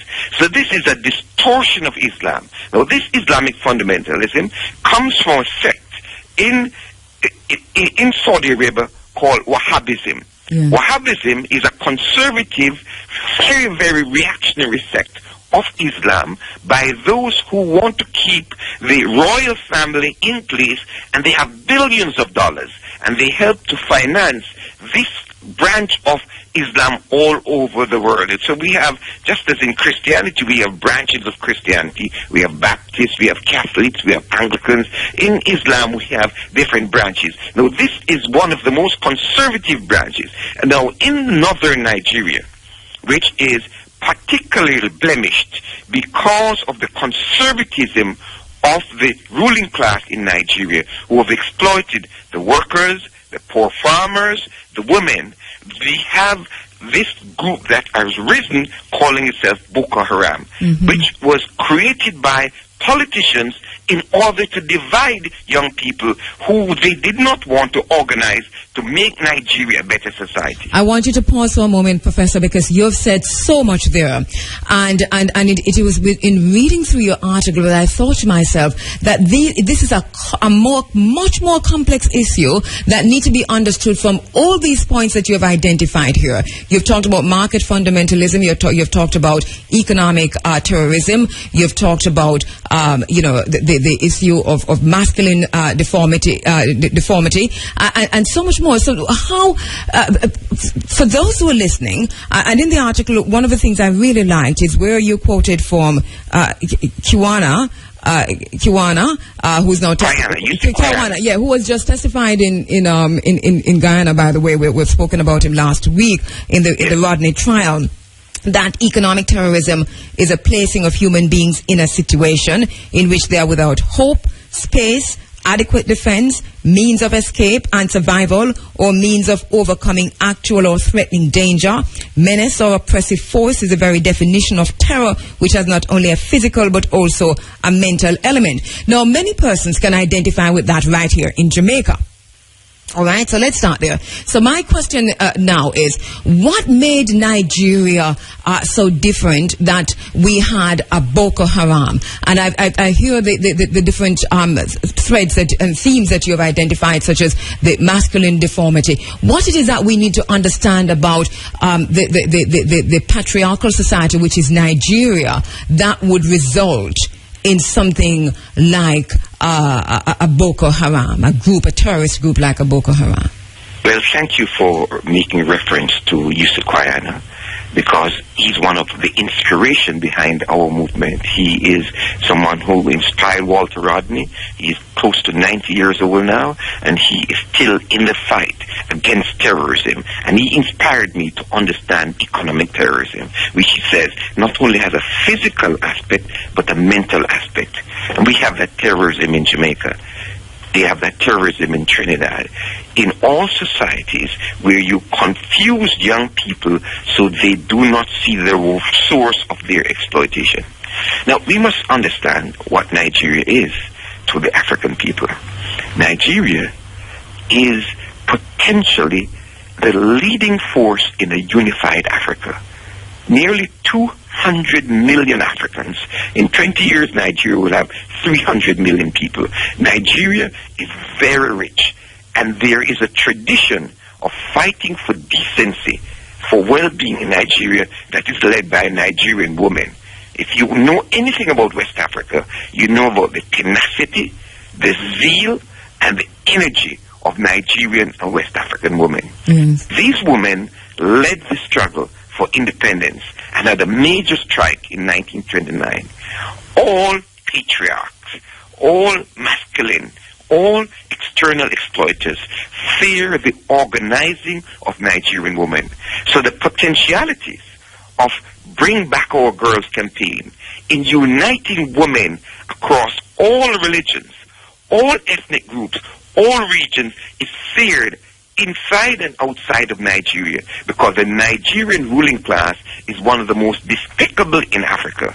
They're despicable because they accumulate wealth to the point where they have houses in New York, London, Switzerland. They're despicable because they accumulate wealth to the point where they have houses in New York, London, Switzerland, and Paris. And Nigeria does not have running water or electricity. It is appalling that after 60 years of producing oil, Nigeria does not have a functioning refinery. Because when you have a refinery, it means that you can produce oil, refine oil, and you can generate multiplier effects within your economy. So the Nigerian ruling class is particularly despicable, although many of them are very proud to be Africans, and you see them having the pride in terms of their dress, in terms of their understanding of their culture, whether they are Yoruba or Igbo. Nigerians are one of the African peoples who are very strong about African culture and languages and so forth. But that ruling class that send their children to school in London and to New York and to Syracuse, that ruling class despise the mass of Nigerian people, just like the Jamaican ruling class. So the challenge for us outside of Nigeria, how do we connect and support an organization such as Bring Back Our Girls, so that we refuse to be brought into the dehumanizing of Nigeria by talking about tribalism and that this is Christians against Muslims. This is a function, in our view, of the real forms of exploitation and the distortion of Islam. And you had said earlier that here is a group, Boka Haram, that was initially sponsored, and this is the word that you use in the article also, sponsored. Can we talk about the origin then of Boka Haram? Boka Haram. Yes. Well, I am not sure of the origin, because this group emerged after the military dictatorship. And we must understand the things that the Boka Haram are doing had been done by the military dictatorship. That is, kidnapping people, assassinating people. And you remember Ken Saro-Wiwa, who was protesting against the destruction of the Niger Delta. He was killed by General Abacha. Now, when the military was removed from power, and the military was removed from power because there was a massive democratic movement in Nigeria. This movement was called the June 12th movement. And from the 1980s, protesting against General Babangida, then General Abacha, there was a new political fervor growing in Nigeria where it was politicizing young people. Now, when the military government was removed, and it was removed precisely because that democratic force arose among the population, and it arose regardless of region, north, south, east, west, Christian and Muslim. It was very powerful in Nigeria.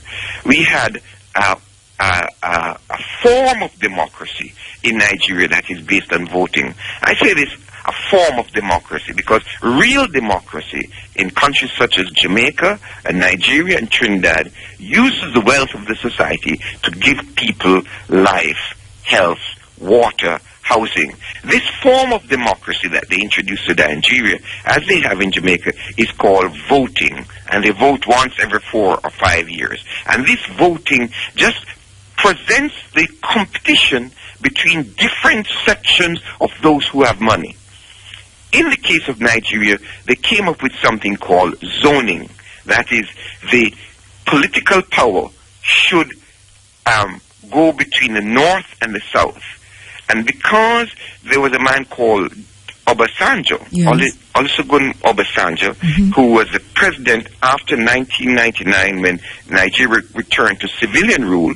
From 1999 to 2007, we had Obasanjo. In 2002, Boka Haram arose in the north among politicians who felt that they should use this as an instrument to pressure the government about remembering this zoning. Now, in 2009, when President Yar'Adua came to power, they killed the leader of Boka Haram. This man was called Yusuf. And we want to say something about this President Yar'Adua because he came from the north. He came from Katsina. And for those listeners who know about the Pan-African movement, this is the state that Tajuddin Abdul Rahim come from. Tajuddin Abdul Rahim is from Funtua in that state, and he is one of the great Pan-African freedom fighters who's buried there. And it is the teachings of Tajuddin that they fear. They fear the idea that Nigeria is going to be unified in a unified Africa where the wealth of Nigeria is going to reconstruct Nigeria for houses, schools, parks, and for a different society. So the politicians who steal the money spent money in providing for this group called Boka Haram, who said the power must go back to the north. And since 2009 and 2010, when Goodluck Jonathan came to power, and Goodluck Jonathan came from the south, we saw the rise of Boka Haram. But let us not just criticize the north, because all politicians in Nigeria use militia groups.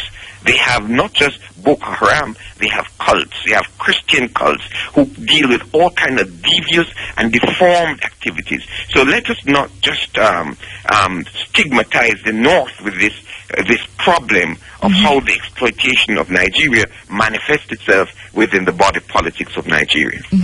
So that if we are to understand, and there have been many conversations, we had a caller this morning, Garnet, referring to, the admission that Boko Haram is an element of Al-Qaeda and so on. What if we are to understand this? It seems to me as if you're saying to us that no, it can't be at that simple level. It can't be a linear thinking. We must be able to see Nigeria, the body politic, as you say, from a more complex perspective. How do we understand this outside of, well, here, what we hear in France, with that quickly, trumped up meeting talking about, this is now an Al-Qaeda problem and Boko Haram is Al-Qaeda. How do we understand all of that? Yes. Do you remember when the women were protesting against the kidnapping of the girls? Yes. And we heard that the wife of the president ordered the people who were protesting to be arrested? Yes. You remember that? Of course.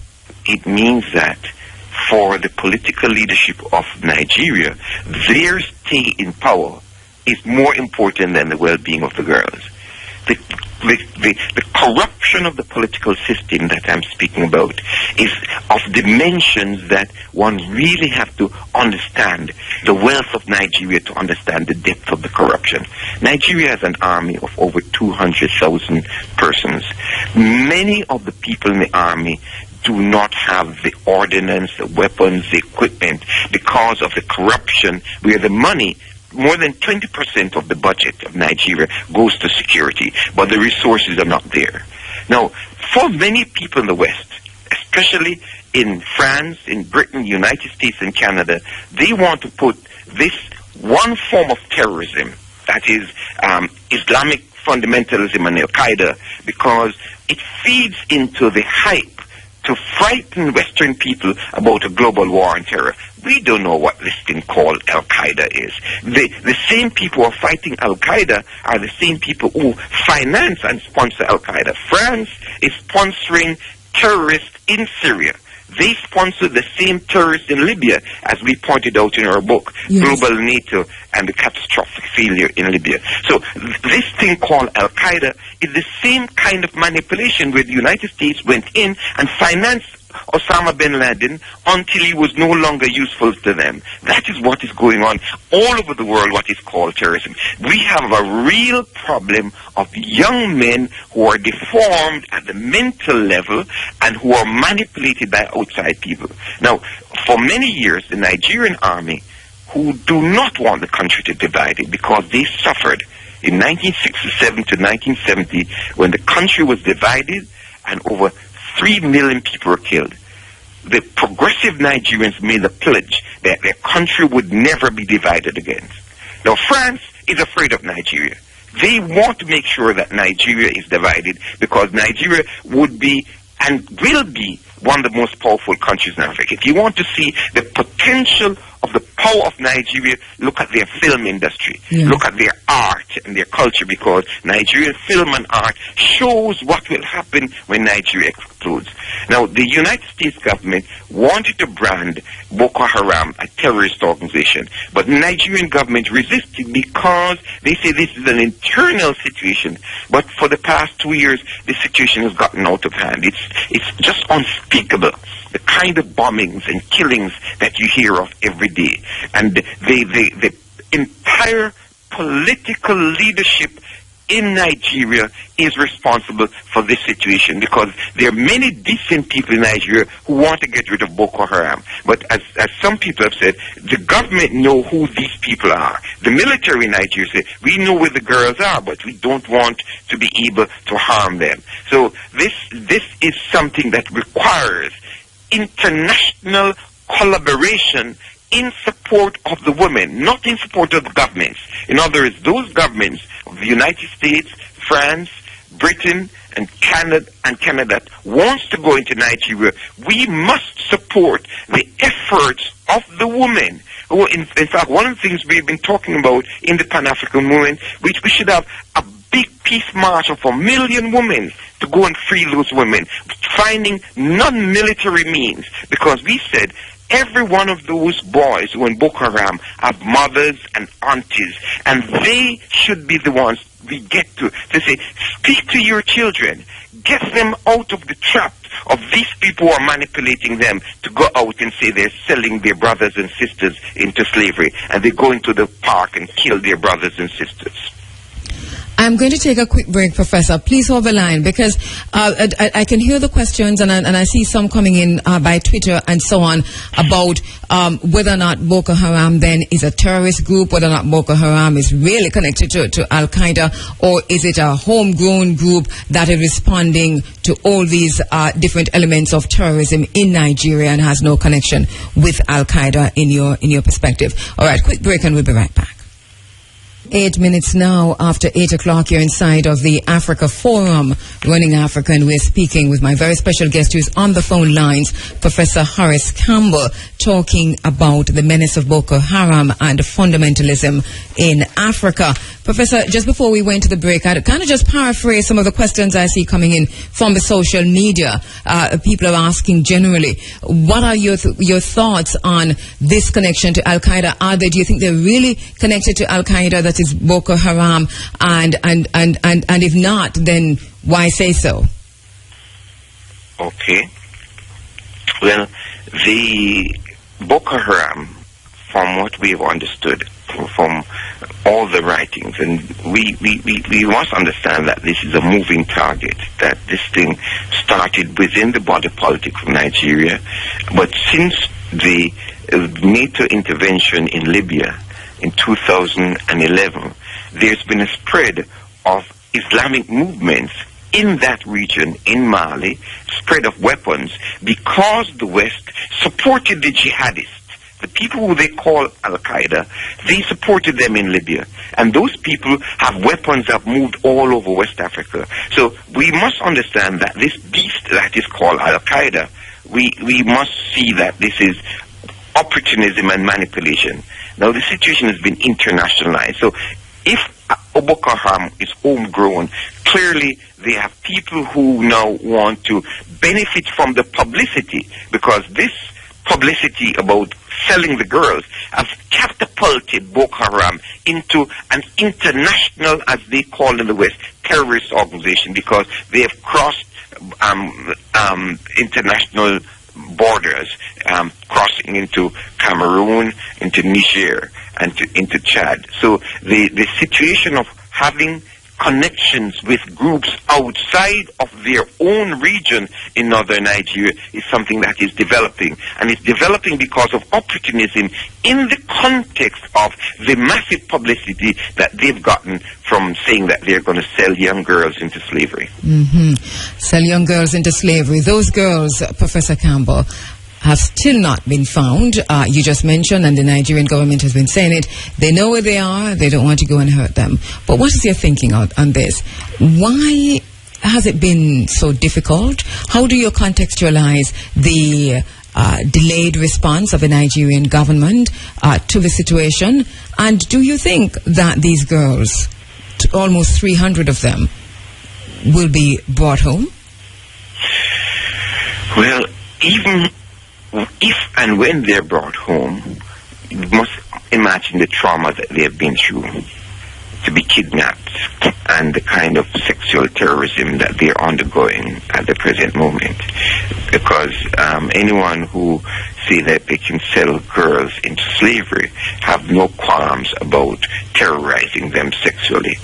The delayed response of the Nigerian government is what is very troubling, and this is the need for intensifying the pressure on the Nigerian government by supporting the organization called Bring Back Our Girls, because it is going to depend on the women in Nigeria to develop forms of politics, not just in relationship to Boka Haram, but in relationship to just the rot in society. That how do you go and bomb a parking lot in Abuja, a bus station, and kill 69 people? They're just making life unbearable. So the situation in Boka Haram is tied to the general insecurity for the majority of Nigerians. If there are 180 million Nigerians, there for majority, 150 million Nigerians, life is insecure. So we have to talk about how is it that Nigeria is brought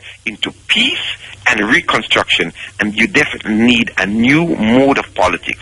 So it's not just a short-term question of bringing back Boka Haram, it's a medium-term question of a new kind of politics. And the women in Nigeria have done it before in 1929, when they have said, if the Nigerian woman went on strike, and they would say, no food, no water, no nurturing, no sex. The women have the most powerful weapon to go on strike in Nigeria. And that is why we see the intervention of women as having a major turning point if they can consolidate their organizational capacity and intensify their international network so that grassroots women come to the forefront of this struggle against Boko Haram. And yet and yet in the article you also talk about how some of these movements over the years led by women have been co-opted by women, wives of presidents, for example.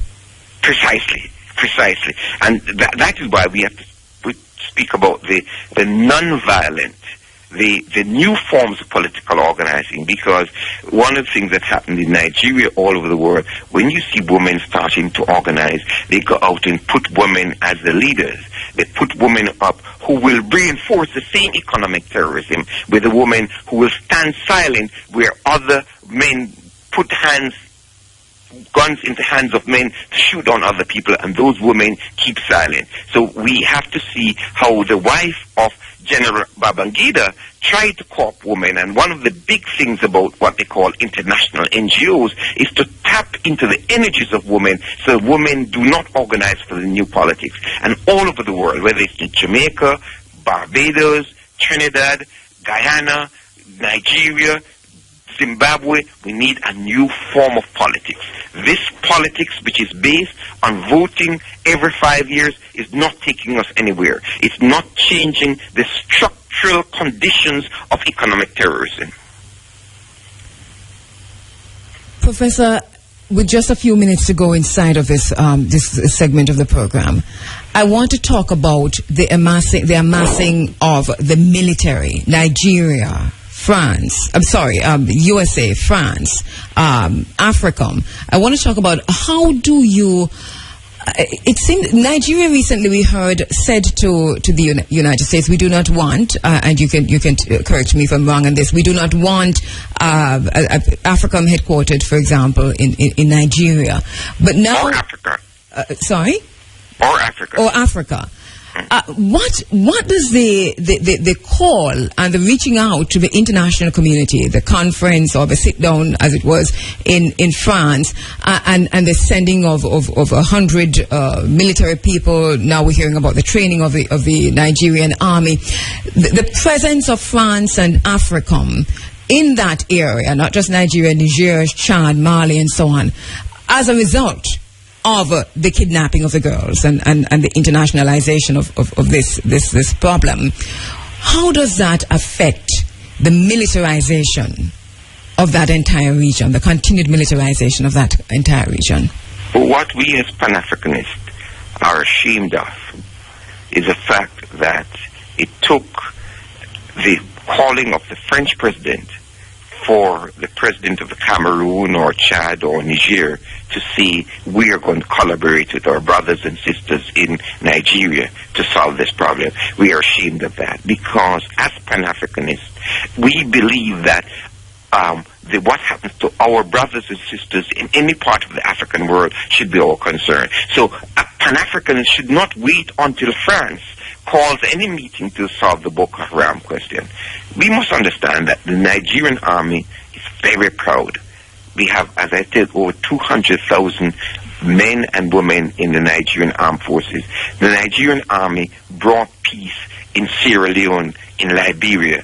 They have a track record of being able to solve problems in Africa. This is an expedient to give France a foothold in this region. And the Nigerian army is very upset about it, to the point where some people are talking about a military coup d'etat in Nigeria to clean up the politics.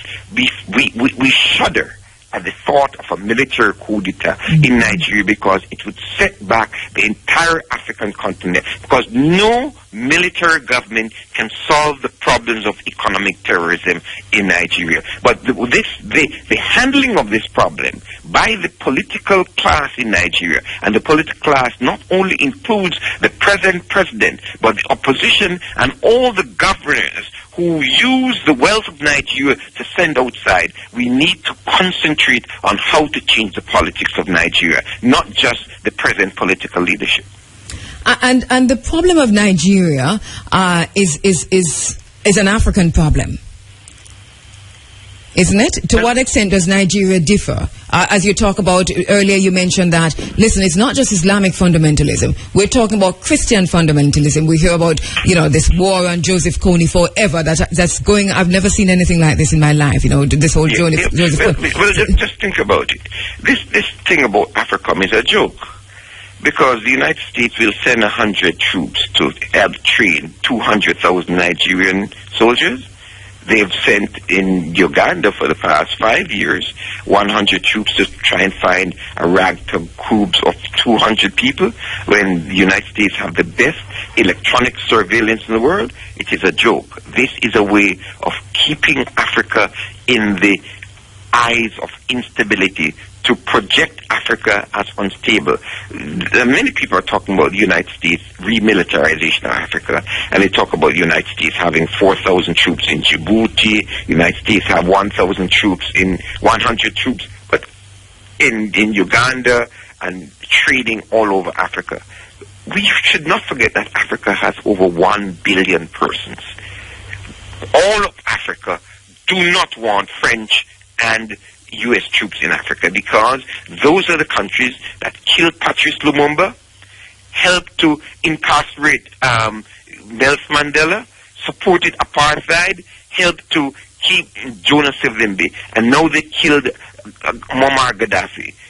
The structural conditions of the African people, where they're impoverished, where the wealth of Africa, the gold, the diamonds, the oil, the coffee, goes outside to other people, are the conditions that need change. And that's why the Pan-African movement is focusing on the unification of Africa.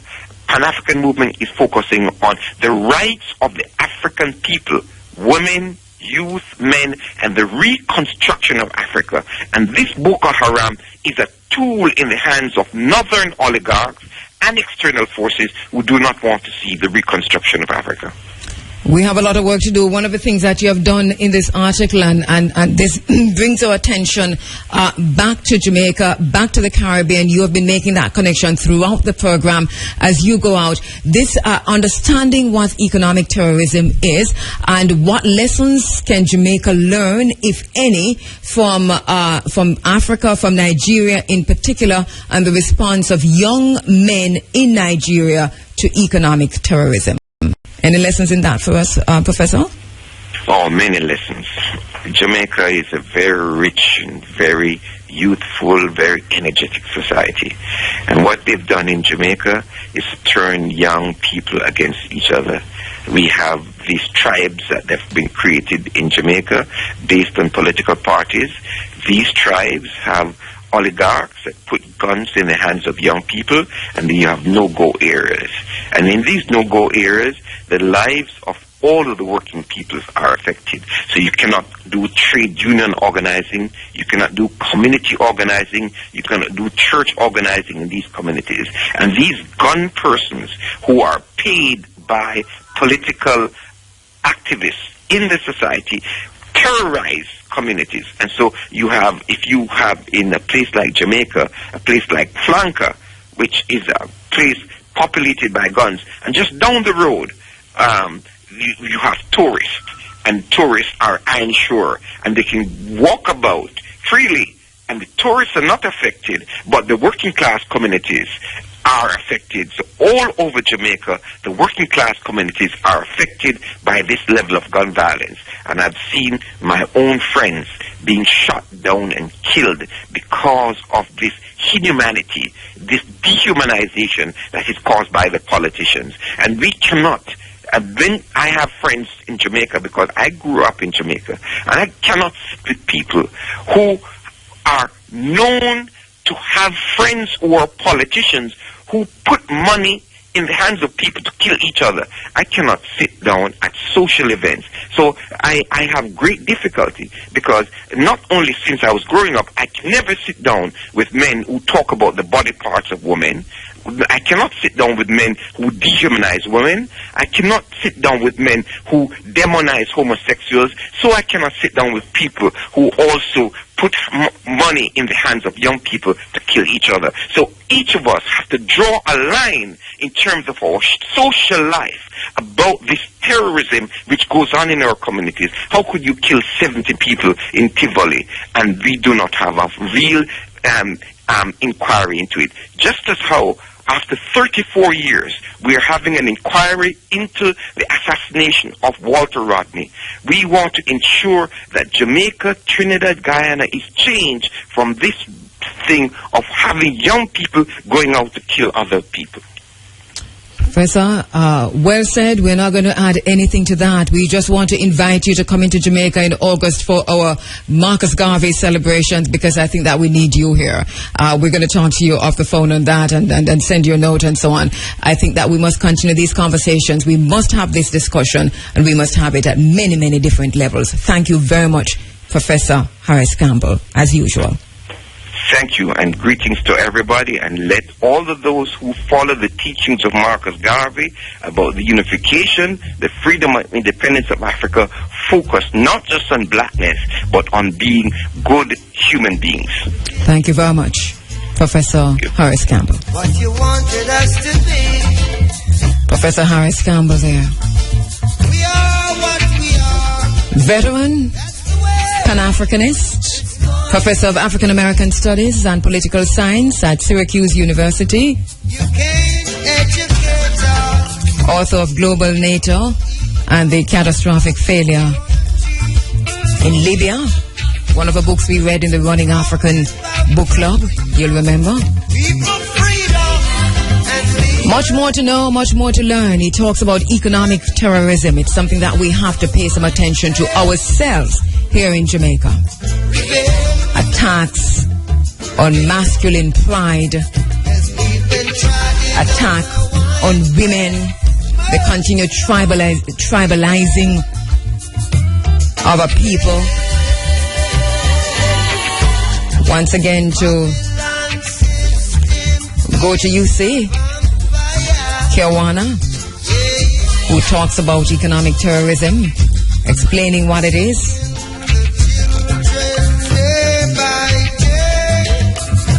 He says economic terrorism is a placing of human beings in a situation in which they are without hope, without space, without adequate defense, without a means of escape and survival, or means of overcoming actual or threatening danger. Menace or oppressive force is the very definition of terror, which has not only a physical but also a mental element.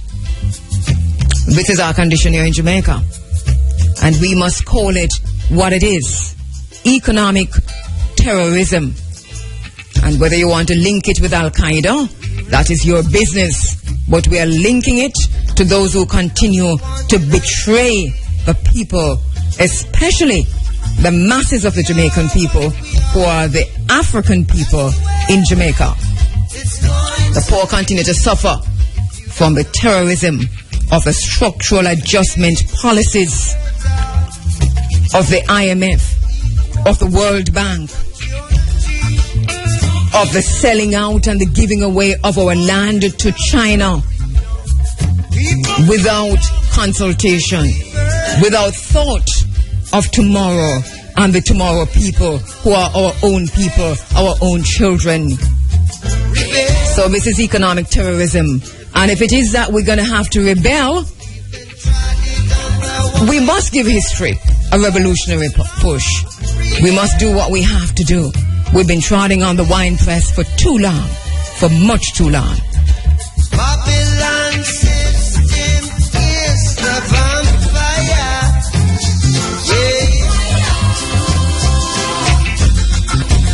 I want to make something very clear.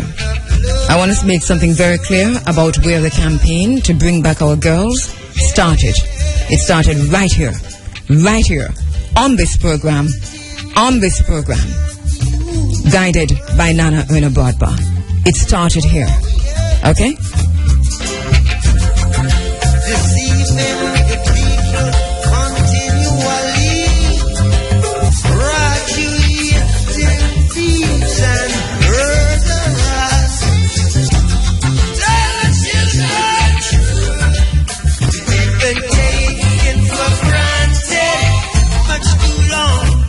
We've been trotting on the wine press much too long.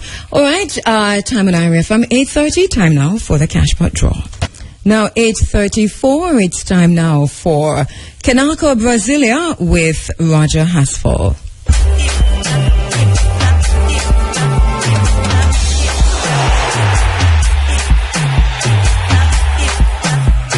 It's Kanako Brasilia, a look at the African teams at football's ultimate showpiece. I'm Roger Hasfall.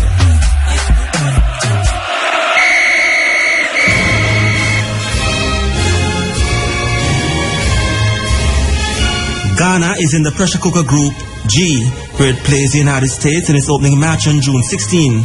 The Black Stars then face Germany on June 21. Ghana then finish up by playing Portugal on June 26.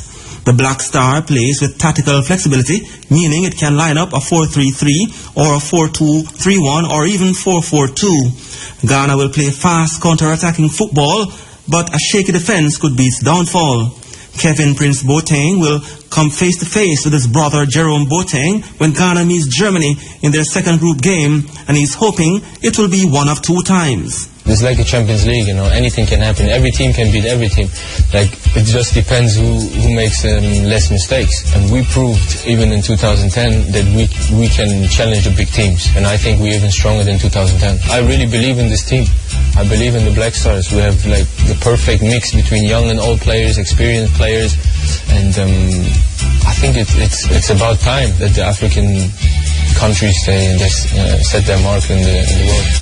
A Ghanaian run to the semi-finals or beyond in 2014 would be spiritual justice after the last tournament, but in a group this tough, anything can happen.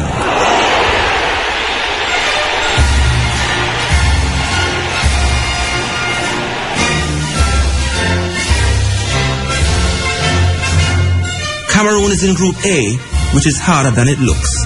An opening game against Mexico on June 13 will be more difficult than any can imagine, and Croatia on June 18 won't be much easier. Cameroonian fans will hope that when the indomitable Lions meet Brazil on June 23, the host will already be through and won't try too hard. Cameroon's formation is pretty fluid, but is best described as 4-4-2. Cameroon's Samuel Eto'o may not be the ruthless finisher he once was, but he's still the team's focal point, while Alex Song of Barcelona will serve as deep line playmaker. Song spoke glowingly about German coach Volker Finke as well as his team's chances. I think we have a lot of opportunities to have the guy like him. He did very well at the moment. We are in the new process because it's new managers coming. He wants us to do something new, and at the moment we are the good, and he's a good guy. He know what he wants. I know we have good team and young team, and we have some players like Samuel, the old players like Samuel have good experiences, can help US to achieve something there. Seven-time qualifiers Cameroon is unlucky to be in such a difficult group, but perhaps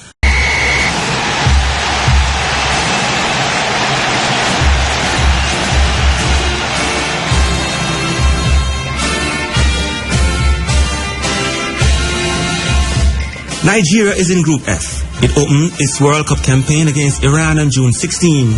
Nigeria then lines up against first-timers Bosnia and Herzegovina on June 21.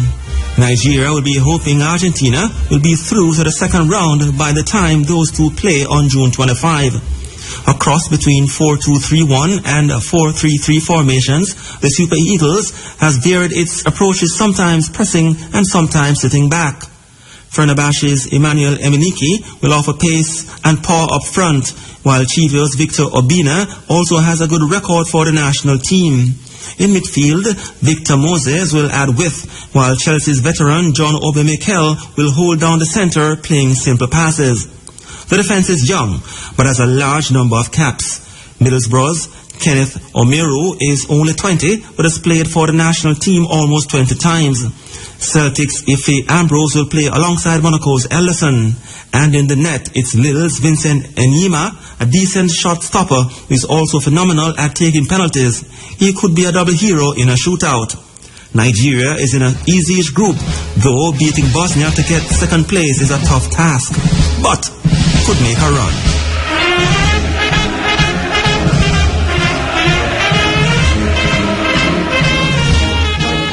Algeria is in Group H, which is one of the more evenly matched groups at the World Cup. Its first match against Belgium on June 17 is its hardest. There's slightly more hope against South Korea on June 22 and Russia on June 26, but not much. The Desert Foxes play mostly 4-4-1-1 formation with lots of players behind the ball. The man most likely to make something happen is Valencia's Sofiane Feghouli, an attacking midfielder, comfortable playing out wide or in the middle. One of La Liga's most underrated players, he's kept his club ticking after the departures of Spanish stars David Silva, Juan Mata and Roberto Soldado. We are the underdogs, the team on which nobody would bet. We are a young and inexperienced team. We will fight and there is nothing to lose. We need to play with a free mind. And hopefully we'll have a good World Cup.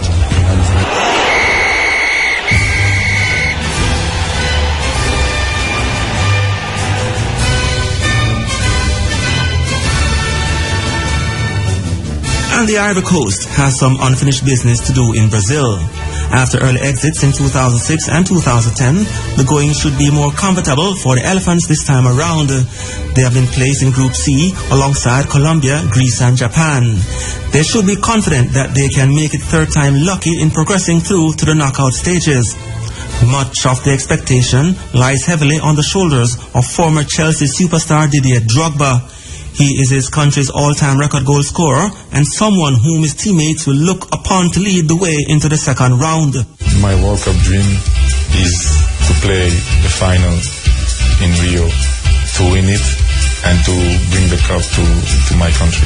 We are a small country on the football planet, but we have a lot of talented players, so it's time for us, I think, to show it.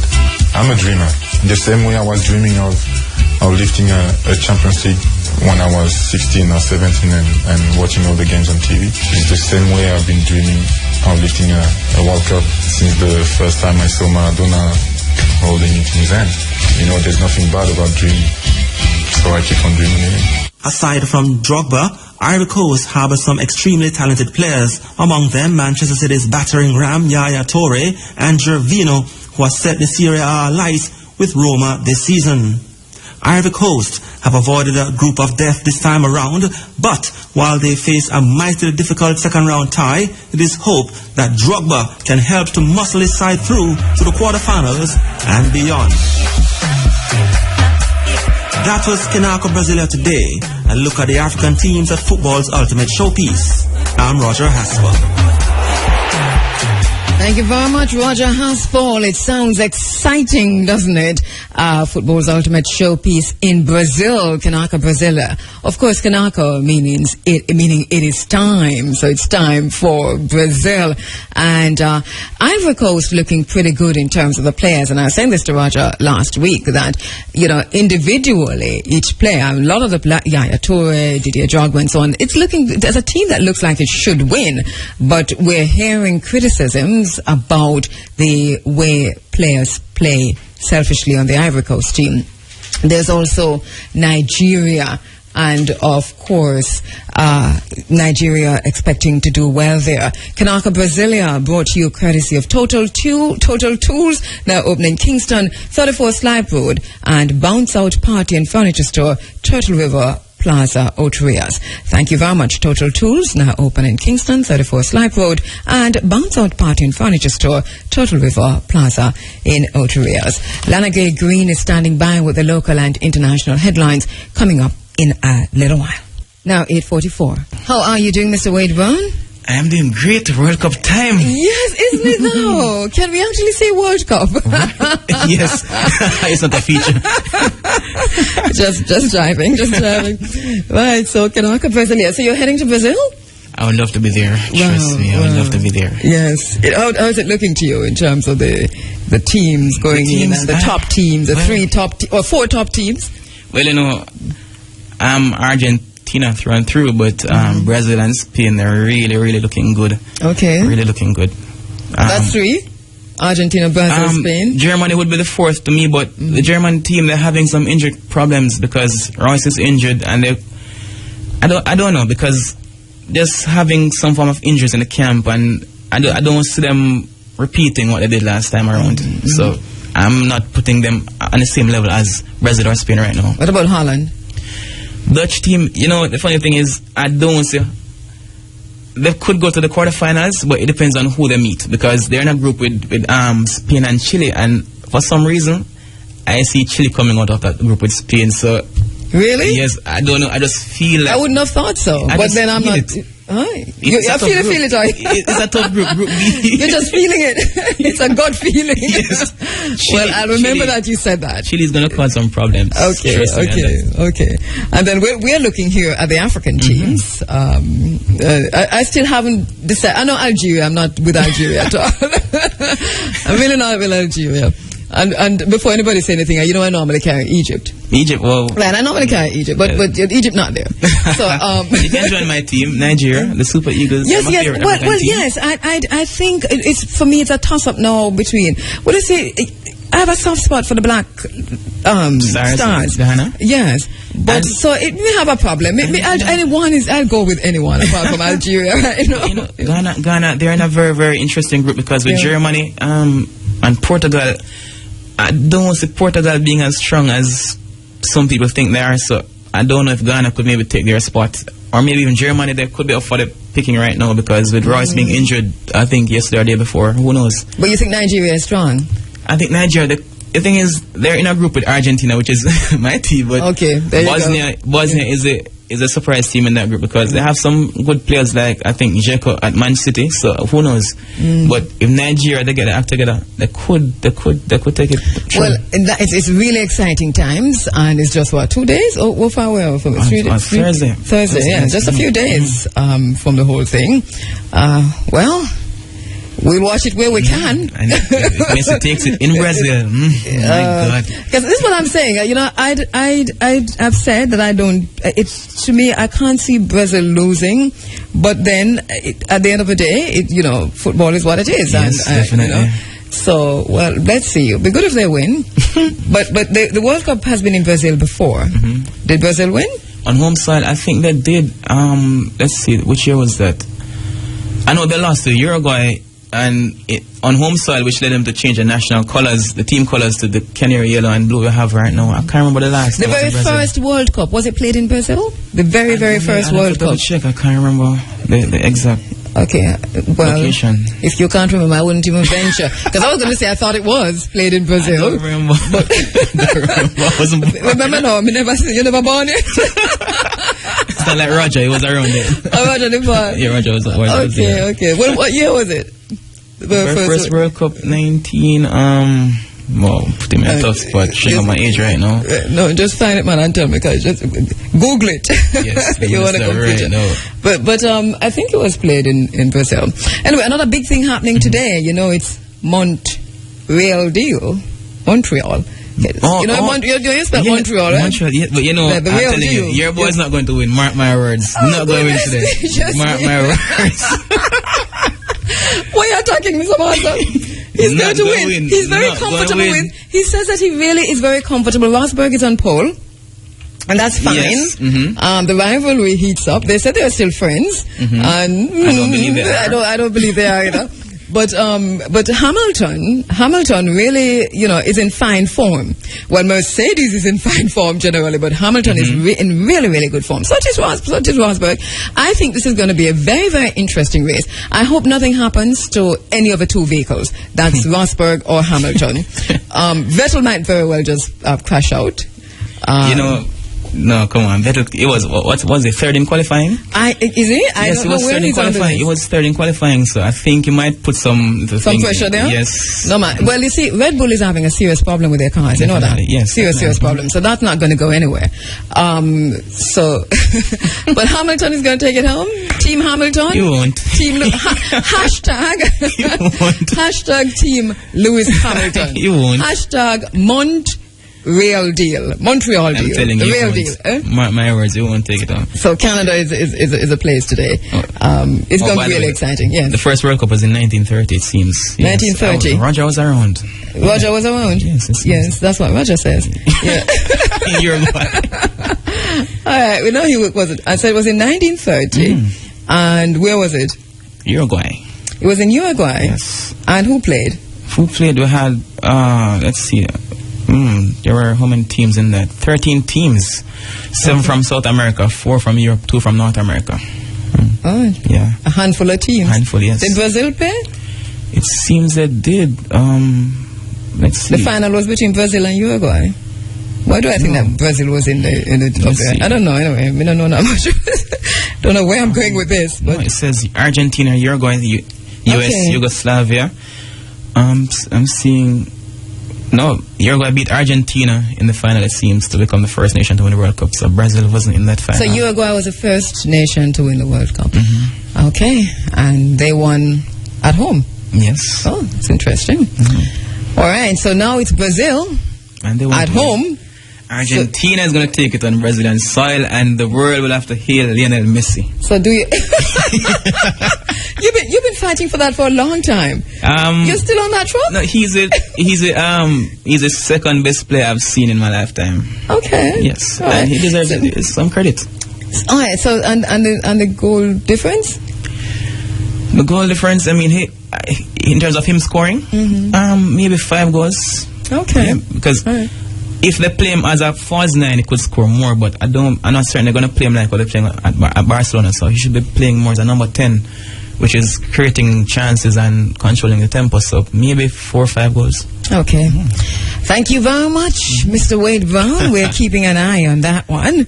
Well, good, my brother. Yes, thanks. All right. So Wade Brown there with IRFM Sunday Sports Diary. Let me quickly remind you that in the IRFM book club, we're reading from Hilary Beckles, and the book we're reading is Britain's Black Debt: Reparations for Caribbean Slavery and Native Genocide. So we're still reading that book, Britain's Black Debt by Hilary Beckles.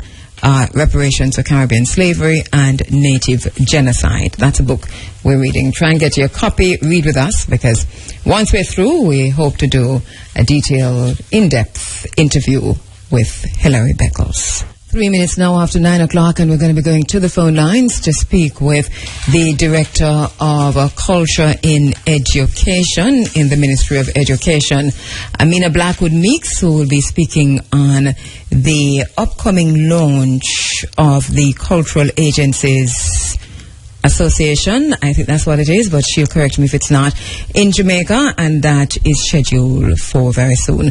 So we're standing by to speak with Amina Blackwood Meeks. Right after that, we're speaking with Fufie Akan Priestess about the Taino celebrations coming up in Charlestown as part of the wider Maroon celebration that happens annually in Charlestown. Joining me on the phone lines now, Amina Blackwood Meeks. Amina, my sister, good morning. Sister, good morning. How are you? I am well, if you two are well. Yes, Ubuntu. Yes. I mean, interesting. I got it right? The launch of the Cultural Agencies Association? Culture Agents Association. Oh, Culture Agents. Right. So let us look at a little context now. Yes. Many of us agree on the importance of culture to who we are. Mm-hmm. And yet we have such diverse interpretations of culture, which is not to say that any of those interpretations is incorrect. Mm-hmm. You have a piece, I have a piece, we have different mandates. Mm-hmm. And yet we're all trying to raise our children and to raise Jamaica in a certain way. Mm-hmm. That's one part of the context. Mm-hmm. The other part of the context is that the Ministry of Education has a program called the Culture in Education Program. Mm-hmm. And in each school, there ought to be a teacher who is the culture agent, mm-hmm. who relates to the desk in the ministry on very important programs like Jamaica Day, like the Marcus Garvey program, and so on. Mm-hmm. In the course of doing their work, they listen to Andrea on a Sunday morning, the University of the Running African. That sounds nice, not true? Yes, yes, my sister Amina Wanjiro. Yes. Yes. In the course of doing their work, they listen to other respected voices in the field of culture and national identity. Rupert Lewis, they interface with the ACIJ and so on. Mm-hmm. And so now we want to say, how do we all come together so that at least when we are interfacing on one project, we are all carrying the same message. Mm-hmm. Many voices, but the same message. And when you say how do we all come together? Because you identified the culture agent in the school. Right. And then I spoke about individuals like yourself and Professor Lewis. Okay. And then agencies such as the African Caribbean Institute of Jamaica. Yes. So we want to inform and educate and keep each other motivated. So we can see where we're going. We can set targets. Mm-hmm. So you don't just call Amina and say, how the program going? Yes. Because then it's not just one person who is responsible for how the program going, but all of us holding hands to take whatever the program is to the same place. I think it's a brilliant move. I mean, you think so? Yes, I think it's really, really good, because what it does, it allows for a clear communication path among and between or the different stakeholders. We now have to guess and spell and each other and what this person is doing, and then the disjointed approach, I think. Or hype up on one another, say me know and you don't know a bit. Exactly, right. And so that this joined up approach, I think, is one of the best ways to go. So great work coming out of the Ministry of Education in facilitating this. So what is going to happen? So we have 3 levels of membership. Mm-hmm. We have the full members who are the teachers who are designated as culture agents in the schools. Then we have associate members who are those students at Edna Manley, ExEd, teachers' colleges who say, you know what, when I graduate, this is the work I want to do with students. And then we have the affiliate members that we describe as any local, regional, or international individual or group that subscribes to the value of culture in education and wants to assist the teachers to make the programs work. And you are calling persons together to... On the 19th of June at the Institute of Jamaica at 9 o'clock in the morning to say yes, make us ratify what we're going to do. And let us fully establish ourselves as the Culture Agents Association of Jamaica. It might not be called that. Yes. People might come with a different kind of name, but that is what we're looking towards. Right. And then we're saying right after we have a launch, can we have a conference on what culture and education means? I love that. But we don't set any date. We don't set any date for that. Yeah, but it's great thinking. But so I mean, it's 9 o'clock in the morning. It's very early for all these culture agents who are going to come from Negril and from St. Mary. All right, you're right about that. The actual discussions will start at 11. But there are many people who work in culture who have never visited the Institute of Jamaica. Yes. Don't know where the African Caribbean Institute is. True. Never been to the National Gallery. Only hear that downtown Kingston is a culture center. So we're saying, those of you who want to come in early and make us take a trip to these places and see what they're all about and see what the resources are and how they could facilitate us educating ourselves to do the work that we want to do. Okay. And I suppose it seems to me as if the Ministry of Culture will be an integral part of this. Yes. Are you working with the Ministry of Culture? I know it's different ministries, education and culture. We're joining up. Yes, we're joining up. So JCDC, all the culture agencies that fall under the Ministry of Culture, of which JCDC is one, ACIJ is one, and so on. The national. We're losing you there, Amina. Did we just lose you? All right, Amina. All right, I think we're losing her, and I don't know if it's just an out of range situation. All right, hang up, Amina, and let us call you right back just to wrap up this conversation on the launch of the Culture Agents Association, which is scheduled for June 19 at the Institute of Jamaica. Speaking with Amina Blackwood-Meeks on that, we'll call her back right after this. 10 minutes now after 9 o'clock. So, Amina, you're back with us? Yeah, man. So I'm saying in order to ensure that we have fruitful discussions on the 19th and that people are not taken by surprise, we have identified some of the teachers, one per parish, it's complicated, one per parish, one per school type, so that we have the rural and the urban, the primary and the secondary represented, boy and girl principals, who are carrying on the discussion with those groups.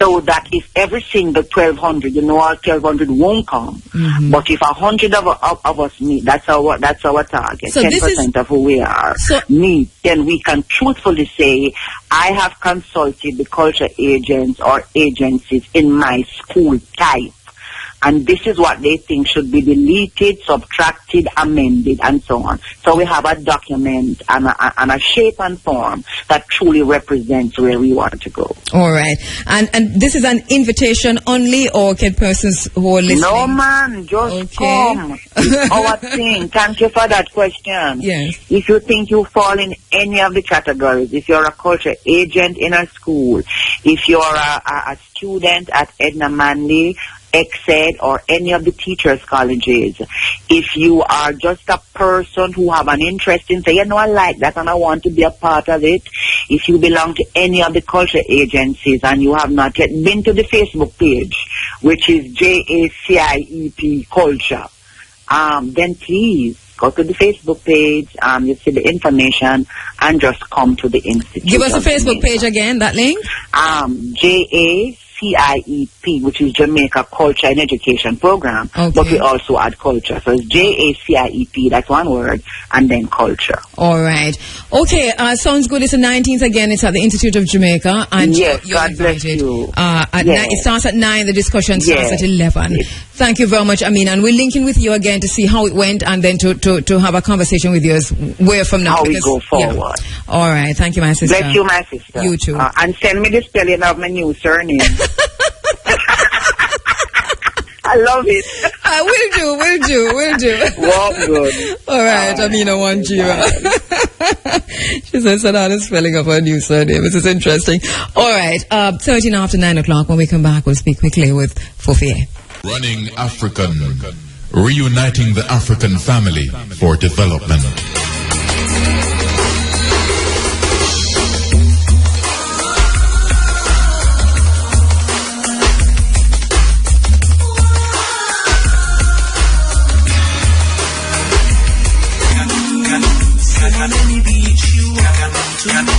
No, we can't, and we're in Jamaica. We're still unable, no access, not that we're unable because we can swim, but we still do not have access to a lot of the coastline of Jamaica that we had access to growing up, public beaches, lands that have been sold off to private interests, and development is what development is, no quarrel with that. But what about access to the sea, access to the water, access to the beach? For persons who travel the world, you travel to Cuba, and it doesn't matter how posh the hotel is that you're staying at, there's always access for the people, access to the beach. Here in Jamaica, we're still fighting. A luta continua. The struggle continues. Our Victoria is certa, but victory is certain. So we still do not have access to the beach. Last week, the tourism minister announced that there are plans in place, $200,000, and lots of money being thrown at this, and we thought that this was a step in the right direction by itself on paper. We're learning since that really and truly it was just an announcement, not much information to be had, nothing else to be had. We're still waiting to see what the beaches are, where we're also told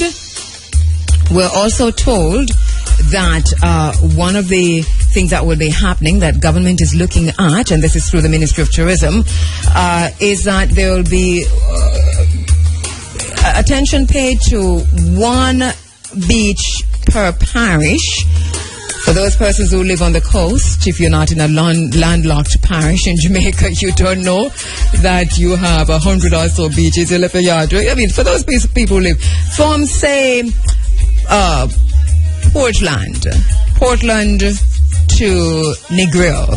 All right, so all of Portland, you've got more beaches than you can count. Government willing to look after one. In St. Mary, don't even go there. Lots of beaches. In St. Anne, wow. So that it begs the question of what exactly is the government, is the Ministry of Tourism hoping to achieve with this announcement? It has not been thought out. Too many questions to be answered in regards to, one, the beaches that are now blocked from the Jamaican public because the hotels occupy the land and have ensured that there is no public access. This is a question that must be answered, and issue that must be dealt with. As it is right now, if you try to access the beach from the sea, from the other side then, which a hotel can by the sea, so you're coming in on the water, the hotel management or ownership, they have drawn an imaginary line in the sea. And in most of these properties, they have placed a security guard or two. And the security guard is given some kind of a baton or whatever it is that they have. and you try coming into, they tell you can't cross that line, and you said to them, which line? And them said, that line there. You can't see the line, because this is a line that only an enslaved person can see. Security guards, most of them are black, very, very black, blue-black. But they're there in the sun. You know, melanin does that. You can stay in the sun for a long time and not get skin cancer, so bless that. And they're telling you, don't cross that line that the hotel magnates have said that you're not to cross, because once you cross that, you're on hotel property. So we need to revisit the Beach Control Act. That's something that NEPA said that they would have been doing. The minister mentioned it in Parliament the other day. Where it goes or where it is going, nobody can tell us. NEPA, we spoke to NEPA, the attorney for NEPA, here on this program a few months ago. She told us that there would be public consultations. We have not heard or seen anything from that. We've been trying all this while to get from NEPA when these public consultations would be. Nobody can tell us. Next thing we heard, an announcement, 1 public beach per parish. Don't make any sense. We're not standing for that. We reject that, actually. And we want immediate attention that have been blocked off and cordoned off by hotels in Jamaica. We want an answer on that. All right? So I do understand that we have had some response from the Ministry of Culture regarding the conversation I had with Devon Evans, and we'll see what the response is. I understand that there was a launch of what was the launch of? We heard in the news just now, Lanagay read that there was a launch of what? Was it Kishiba? What was the launch of? Let me see. Okay, the Jamaica Festival. Okay, so this from a newsroom, the Minister of Youth and Culture, Lisa Hanna, has announced major changes to the annual Jamaica Festival program. We weren't talking about the festival program, which celebrates Emancipation Day and Independence. It's interesting. We're still going to be reading and talking about Senator Norman Grant and what he said. All right, and it's okay. So it was a launch of Jamaica Festival, and it was at the Louis Bennett Garden Theatre. And Minister Hanna said that among the changes, the main changes, is an adjustment to the Jamaica Festival celebration period. Usually Jamaica Festival refers to the week of celebration from July 31 to Independence Day. And Minister Hanna announced that the Ministry of Youth and Culture has decided to brand Jamaica Festival as a season of activities beginning in June and culminating on Independence Day. The redesigned, this release from the ministry says the redesigned Jamaica Festival includes an expansion of activities to incorporate most areas of the cultural and creative industries, including literature, film, television, culinary arts, and fashion. The program also increases focus on parish and community activities in order to widen the identification, development, and showcasing of talent island-wide. In this regard, the ministry is introducing the Big Stage, which is a talent search. Oh, it sounds like the Big Break competition that we had here, which is a talent search competition at the community and parish levels, which will provide unprecedented exposure for creative talent and present an opportunity for development through the JCDC's new Artist Management Program. At the same time, the ministry is introducing the Auntie Roche Festival, named for the character created by Louise Bennett, to showcase the storytelling talent of Jamaica literary, film, and television communities. Well, I'm reading it through for the first time because I'm trying to find information on what we talked about, which was the 100 years of Garveyism. The 100th year of the U.N.I.A. But I'm not seeing a reference to that in this. Minister Hanna said that Jamaica Festival will continue to ensure that Jamaicans never forget the ancestors who fought and attained our emancipation and our independence. All right, okay, this is a IRFM news story. Okay, and to be inspired by the example of triumph in the face of adversity. The minister said the celebrations would also be used to emphasize the importance of family values to the first ever National Family Day. All right, I think we need more information from the minister regarding the Garvey Day, or somebody in the culture ministry, because I'm not seeing it here. What I'm understanding though is that if you're extending the period of the festival celebration, then one would hope that it really is incorporating everything.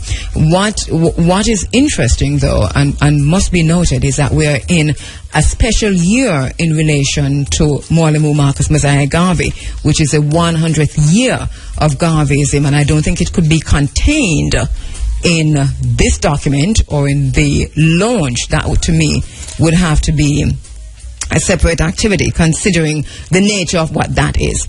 So I'm not sure if it might be that the intention is to include the 100th year of a celebration of Mwalimo Garvey in all of this. We haven't heard anything, haven't been asked to do anything, haven't been told anything. So in the meantime, we'll just wait and see what's happening. But this is information coming from the RFM newsroom, but also we have a press release that came from the Ministry of Culture. It says, okay. Minister of Youth and Culture Lisa Hanna has announced major changes to the annual Jamaica Festival program. All right, it's very similar. Okay, usually Jamaica Festival refers to the week of celebration from July 31 to Independence Day. But Minister Hanna said her ministry decided to brand Jamaica as a festival. All right, a season of activities. All right. All right, so the news did comprehensively cover that. We understand that at the launch that there was mention of Mwalimo Garvey, but there were no mention of or special emphasis made on the 100th year. We understand that something was said also about a milestone. The exact quote I do not have. I'm assuming that mention of the milestone would have been the mention of or referring to the 100th year, that this launch took place on Tuesday. So this does shed a different light on what might happen. July 20 is the actual date of the anniversary, 100th year of the U.N.I.A. So that if there are any plans, will you please let us know, Ministry of Youth and Culture, that we need to know about. We like that. Or whether there is something for July 20 or it will be pushed back to August 17, the entire celebrations, and so on. All right, so this is from the Ministry of Youth and Culture, that the major changes to the annual Jamaica Festival program, and it's now inclusive of a festival but also emancipation and independence. But we do not know what's going to happen on emancipation either, because I have coming up in the bottom line a comment from Senator Norman Grant, which tells us that there are new plans for emancipation, and we're going to play that.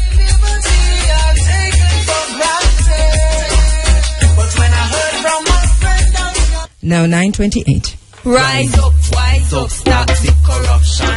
Integrity we want in our nation. Corruption is a virus that spread to everyone. So hold up your head and be strong. Bad mind and fear. Corruption that in our society. It have to stop. Dishonest people. It have to stop. Thieving people. It have to stop. Extortion people. It have to stop. It have to stop. So go the right way, no take no shortcut. Don't follow them and get caught up. When you see corruption, you feel talk up. Integrity ambassadors stand up. Running African. Reuniting the African family for development. All right, we're back with you, and we go to the phone lines now. Akan Priestess Fufie is standing by to talk to us about the Tainos coming back into Jamaica and the event that's taking place over there in Portland, Charlestown, Portland, later on this month, just a few days away, actually, in the middle of the events that are being organized by the Charlestown Maroons. My sister Fufie, good morning, Hotep. Good morning, Hotep, Machi, Taino tea. Thank you so much. Midasi, we have to recognize everybody, you know. We have to recognize everybody. So, as much as we know, we say what we know. Of course. So I greeted you in Taino, in your tradition, in my tradition, which are all our traditions. Of course, my darling, of course. All right, so Fufia, exciting times ahead. The Tainos are scheduled to return to Jamaica. This would be since they came in for the Mwalimo Marcus Garvey's celebrations last year. They've been back already, well, the year before, and they came back they've been back like 2 times. Yes, think about this year in February. Yes. And work with the people in Resource on another Marcus Garvey Fair, actually. Of course, and so they're coming back. Tell us about that. When are they coming in? And Andrea, you said something very important earlier. You said it started here. So it did start with IRFM, my working with you to bring Taino people and get them involved at community level. Yes. At community level. So the upcoming Charlestown Festival is June 20 to 23rd. But the Charlestown Council agreed to include a whole day of that conference and devote that to looking at the Taino people. Mm-hmm. The Taino people, Taino culture, the Taino survival in the Caribbean, because we were talking about the things. Yes. But a whole day of the festival, the last day, but the Jamaicans say last but not least, is the Monday. It's going to culminate with this, yes. Exactly. So some people start with the big picture. These people are ending with the big picture. Okay. And it's on Monday, June 23. June 23rd. Okay, brilliant, yes. 20 to the 23rd, yes. And they've saved the best for last. we love it. We just love it. Well, I attend that event every year in Portland as best as I can. I've missed it probably just a handful, well, maybe 2 times, but I do go, and it's always a really brilliant, lovely event. Even though we always come back out with some criticisms, but anyway, that's just what we do as journalists. Always very informative. Right. My understanding is always very informative. Very, and the networking always explored.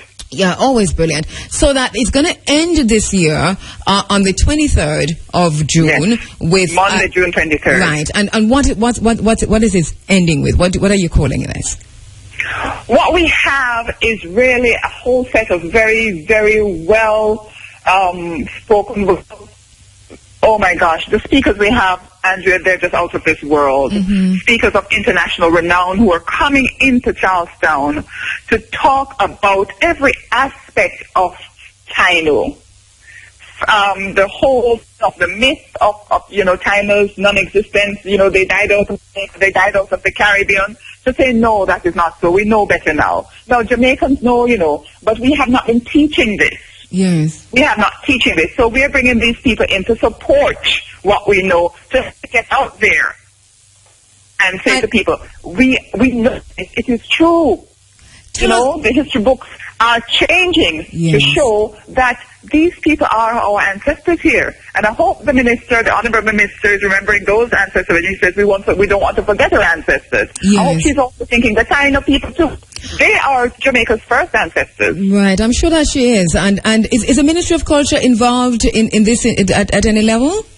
The Minister of Culture is involved at the wider level of the conference. The conference organizers have been interfacing with all the government agencies and, oh my gosh, so many people. Okay. My responsibility has been particularly the Taino component. Mm-hmm. So I have particularly been left to just put that day together in terms of the speakers, the agenda for the day. It's going to have, you remember that very beautiful opening, the call to the directions that happened at the Marcus Garvey celebration that you had? Yes. We're going to open that day with that. You remember how powerful that was, Andrea? Of course, yes. I wasn't, I was broadcasting from on the road at the time, but we broadcast that, and I know, and I've watched it since then. Really, really, really beautiful. Well, you have to see that. You have to experience that. So let's move on. My gosh. You have to be there to experience that, and don't miss it, because imagine, they've been back. This is twice. They've been here twice now, and this is the 3rd time. And I think for those who hadn't seen them before, this is an excellent time to go on Monday the 23rd. Where is this happening, Fofie?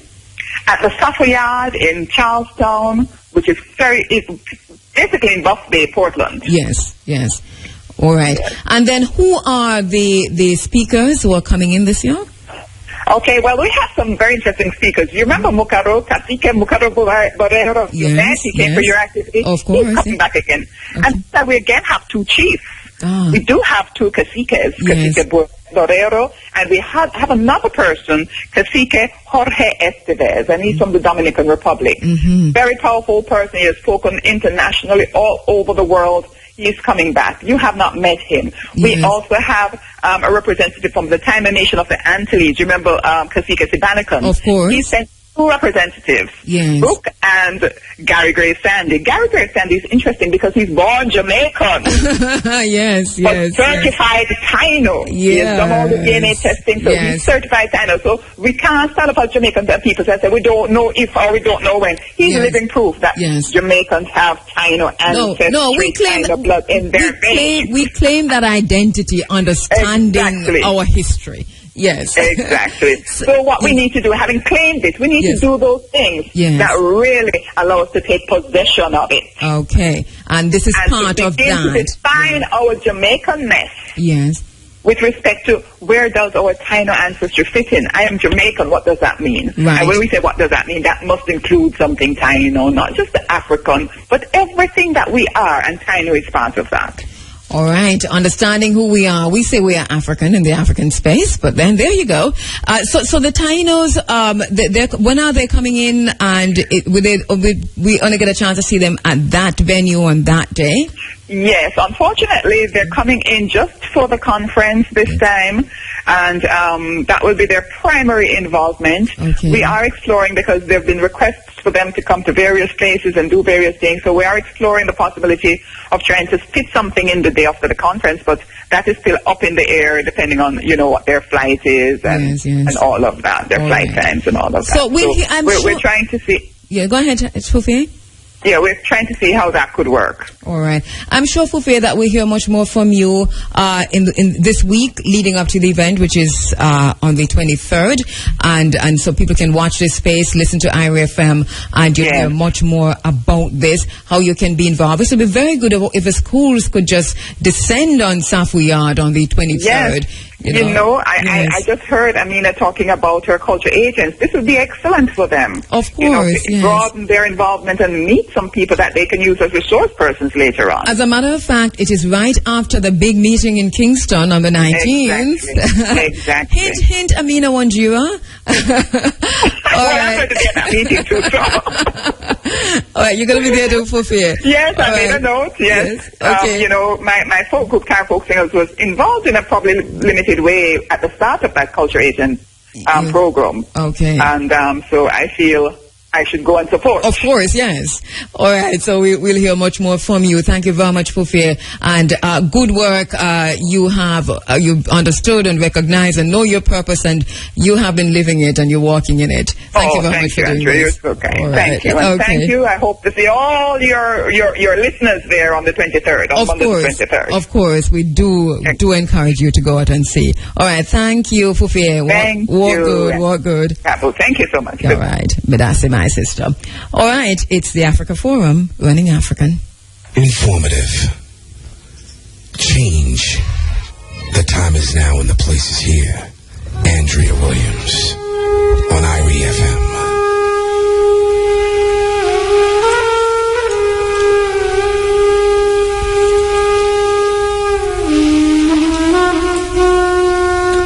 It's time now for the bottom line. Yeah, I know we're a little bit early with the bottom line, but we go on and see what happens. In the bottom line this morning, I want to address a few issues which by themselves all seem isolated, unconnected, and totally unrelated. However, in some interesting way, they intersect in the most unusual places. In fact, they are indeed all related. First, many persons were shocked and expressed it when they learned last week through the BBC that the U.S. Army had unleashed a series of rules and regulations on its soldiers that literally render the natural hair of black women soldiers, illegal, unlawful, and unprofessional. It turned out that the U.S. Army, in what they said was an attempt to upgrade grooming standards with the aim of ensuring uniformity among troops and ensuring that soldiers looked professional, banned, wait for this, they banned twists, dreadlocks, and large cornrows, effectively banning the black African hairstyles. The bottom line is that while many have continued to berate the U.S. Army for this faux pas, what has been lost on us is not so much the hairstyles that were banned, but those hairstyles which were deemed by the U.S. Army to be professional, well-groomed, efficient, and indeed acceptable. The U.S. Army tapped into the heart of white supremacy and institutionalized racist ideologies and overtly identified the white woman's hair as a standard for the highest levels of professionalism, as a standard by which efficiency, decency, dignity, and decorum are measured as a baseline for personhood.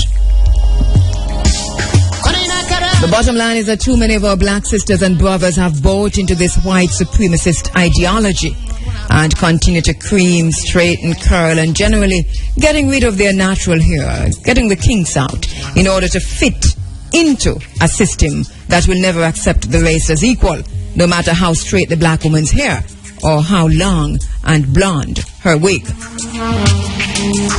The bottom line is that where black women find that the straightened hair gets them closer to the door, not in the door, mind you, just closer, their skin remain a barrier to entry, and bleaching creams and pills then become the next tools used to destroy the black skin, followed closely, of course, by plastic surgery and denial of the African identity until the black is no longer visible to the naked eye.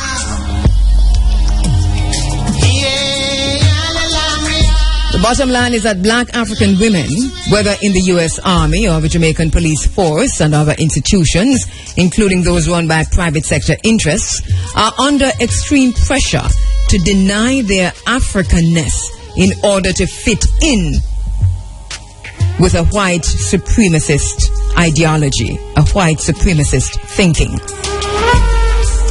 The bottom line is that this level of threat against a black African woman is a threat against the black family, the community, and the society. For how can a woman who has come to hate herself teach love and confidence to her children and hence to the community? The U.S. Army is not unique in its attempt to continue to oversee the whitewashing of the black identity. The church is complicit in this with its teachings of a white God, Jesus, and all white angels. Our educational institutions are guilty and damned for its continued dependence on a curricula which only seek to reflect, protect, and sustain values that are consistent with racism. Our parliament still maintains a tragic belief that it is in the genuflecting to white institutions that we will free ourselves from economic slavery, from economic oppression. That takes me to the second issue.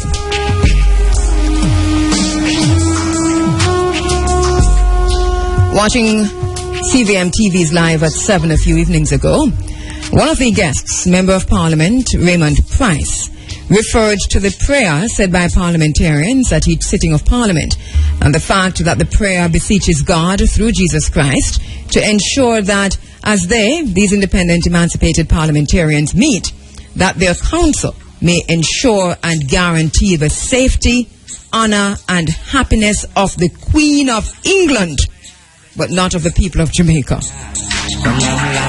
This was not the first time Raymond Price had drawn attention to the shortcomings of such a prayer. Also, Andre Hilton and Ronnie Thwaites have drawn attention to that prayer. A prayer that would have a so-called independent and emancipated country beseech God through Jesus Christ for the protection, honor, and happiness of its former enslaver and colonizer, and ignore the people of a said independent and emancipated country. I am going to read the prayer, and that is why I started the bottom line a little bit earlier. So the prayer reads, Almighty God, whom alone kings and princes decree justice, and from whom alone cometh all counsel, wisdom, and understanding, we, thine unworthy servants, have gathered in thy name to do most humbly beseech thee to send down thy heavenly wisdom from above to direct and guide us in all our consultations. And grant that we, having thy fear always before our eyes, and laying aside all private interest, prejudices, and partial affections, the result of all our counsels may be to the glory of thy blessed name, the maintenance of true religion and justice, the safety, honor, and happiness of the Queen, the public weal, the peace and tranquility of the island, and the uniting and knitting together of the hearts of all persons and estates within the same, in true Christian love and charity, one towards another, through Jesus Christ our Lord. Amen.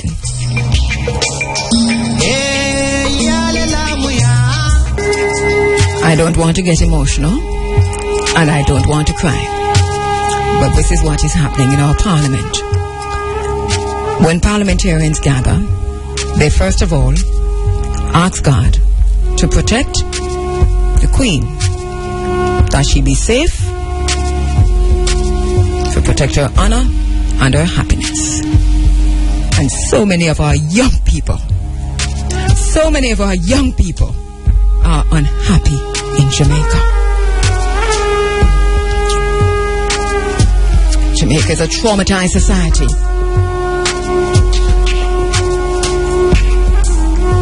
Jamaica is a society on the brink of war, poverty, has decimated communities, and our young people are killing each other, and our parliamentarians are gathering and asking for the safety and protection and honor and happiness of those who would enslave us. The bottom line is that Bobby E. Wright was right when he said in his book, The Psychopathic Racial Personality, one of the most serious problems germane only to the black people and our independent institutions is our inability to support and reinforce the ideals, goals, and objectives of emancipation and independence. The white race is not faced with this problem, since it has long recognized that institutions such as the U.S. Army, the Parliament of a Commonwealth, protect and sustain the appropriate direction for the destiny of its people.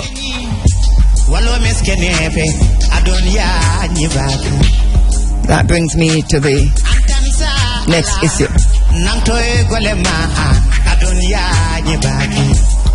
Last Thursday afternoon, IRFM News carried an item which indicated that this year's staging of the annual Denby Agricultural and Industrial Food Show, by the way, one which I personally and IRFM have always supported, and personally, professionally, and have ensured that we encourage others to do so, whether it is through promotional or other means. Well, as I said last Thursday afternoon, the newsroom here at IRFM carried an item which indicated that the staging this year of the Denby Agricultural and Industrial Food Show is expected to cost the organizers some $75 million and an expected turnout of some 100,000 patrons. Good news that. Good news. But then the president of the Jamaica Agricultural Society, Senator Norman Grant, was quoted as saying, and I quote, a number of overseas visitors are tapped to attend, and that tourism and youth hubs will be at the event this year.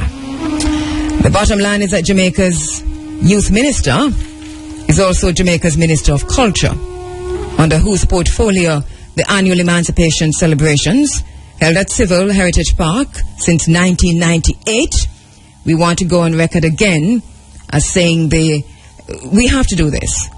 So we want to go on record again as saying that the annual Emancipation Day events at Civil Heritage Park was started as a result of the work of a handful of people. Initially, Sister Minion Phillips, who called me when we carried Dr. Ben Yukonon to Jamaica to say, have you been to Civil Heritage Park? Please go and look at what they have on the veranda in a steel case.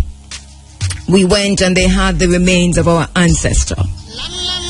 We lobbied the Ministry of Culture and other ministries and other persons, private and otherwise.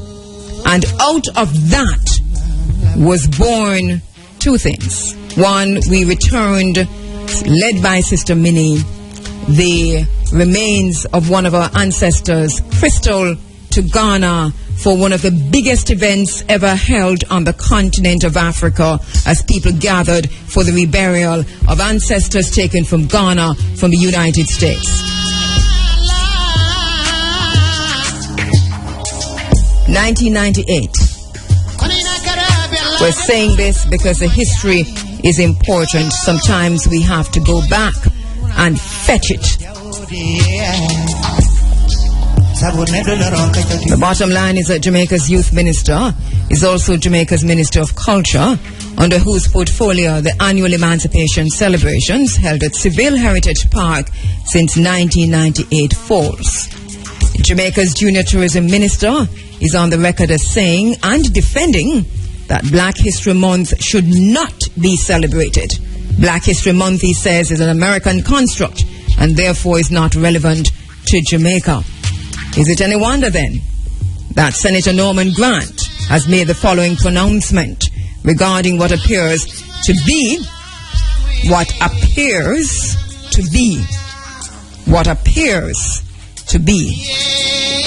a clandestine, secretive, underhanded, white supremacist decision? It appears to be, until we hear otherwise, it is not so. It appears to be a decision to shelve Jamaica's annual Emancipation Day celebrations held at Civil Heritage Park since 1998. If not to shelve it, then to scale it down in favor of something less black. Senator Grant also said that, and before we go, let me just play this clip from Senator Norman Grant. Listen to this.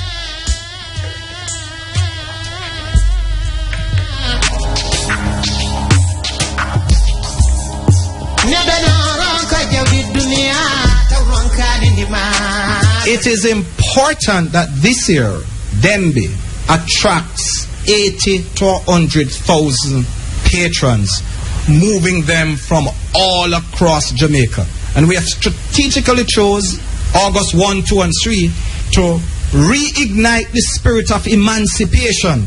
So, if you want to be happy about us being emancipated, then the place to be will be the Dembe Agriculture Show. And it is the only national event that will be staged in Jamaica during the Emancipation weekend. It is the only national event that will be staged in Jamaica during the Emancipation weekend. We think Denby is a brilliant idea. I think the Denby Agricultural Show must continue. They must get 200,000 people, and I am usually there. It's on our schedule. We think it's very important, but it must not, cannot, should not, and will not replace Emancipation Day celebrations. We are very, very sure of whose shoulders we stand on. We are very sure that we must maintain this hard fought for, and we fought hard. Sister Minnie and others fought very hard for the government of Jamaica to recognize August 1 Emancipation Day, and it will not be co-opted by an agricultural show. I want to talk about the ironies in that, because I don't want to buy into stereotypes, but we're not going to talk about no show with no sugar cane. Senator Grant also said a Denby torch will be carried around the island in the days leading up to the event, following which it will be delivered to the Queen of England. Yes, he said it will be delivered to the Governor General. So it will be delivered to the Queen of England to be accepted by her representative on the island, the Governor General, Sir Patrick Allen, himself a devout Christian. Do you understand now why we say it's all connected? all these issues that seem so unconnected, disjointed. The bottom line is that we talk about emancipation as freedom from slavery. But within the context of the U.S. Army, Jamaica's parliament, which still carries a throne speech, and the proud assertion of Senator Norman Grant that the annual Denby Agricultural Show will be the only emancipation celebrations in Jamaica this year, effectively spitting on the graves of our ancestors who fought and died for the promise of full freedom, we find ourselves in the unenviable position of slaves. Slaves who lack the skills to hold 3. For this is the 100th year of the U.N.I.A. Slaves who lack the skills to hold 3 celebratory events, rituals which are necessary to reinforce freedoms, teach our nation's children why we fought and why we will never be enslaved again, and lift up a man who continue to fight for freedom on a global stage, Mwalimo Marcus Garvey. As Bobby E. Wright argues, blacks are still enslaved today for the very simple reason that all our life-sustaining institutions are controlled by Europeans. This is slavery, not oppression. In order for a revolution to occur, institutions, not people, must be in conflict. Institutions, not people, must be in conflict. That's the bottom line.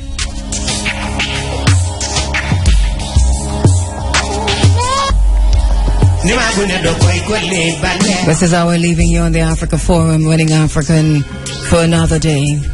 In between all the threats, in between all the angry words shouted from many different spaces this morning, we are standing firm in the knowledge that we stand together with our ancestors, that I do not come alone. I come in the name and with my ancestor Baba Sam Sharp. I challenge you to challenge Baba Sam Sharp. I come in the name and with my ancestor Baba Paul Bogle. I challenge you to challenge and to criticize and to threaten Paul Bogle. I come in the name of Mwalimo Marcus Garvey. I come in the name of Queen Nanny. I come in the name of Hatshepsut. We leave you understanding that we do not stand alone. We stand with our ancestors. I am my ancestor. We leave you with that, understanding that the threats that have been made will be acted up on tomorrow morning. Go ahead and do your best. Thanks to my broadcast assistant this morning, Kishima Francis. We welcome her once again on the team. She's always part of a team, but she's totally back on the team and will be with us from time to time. Thank you, Kishima. Thank you for the great work. My name is Kabu Ma'at Kheru. We continue to speak truth to power. DJ Talia is up next. We'll see you next week. Walk good and tell another one howdy.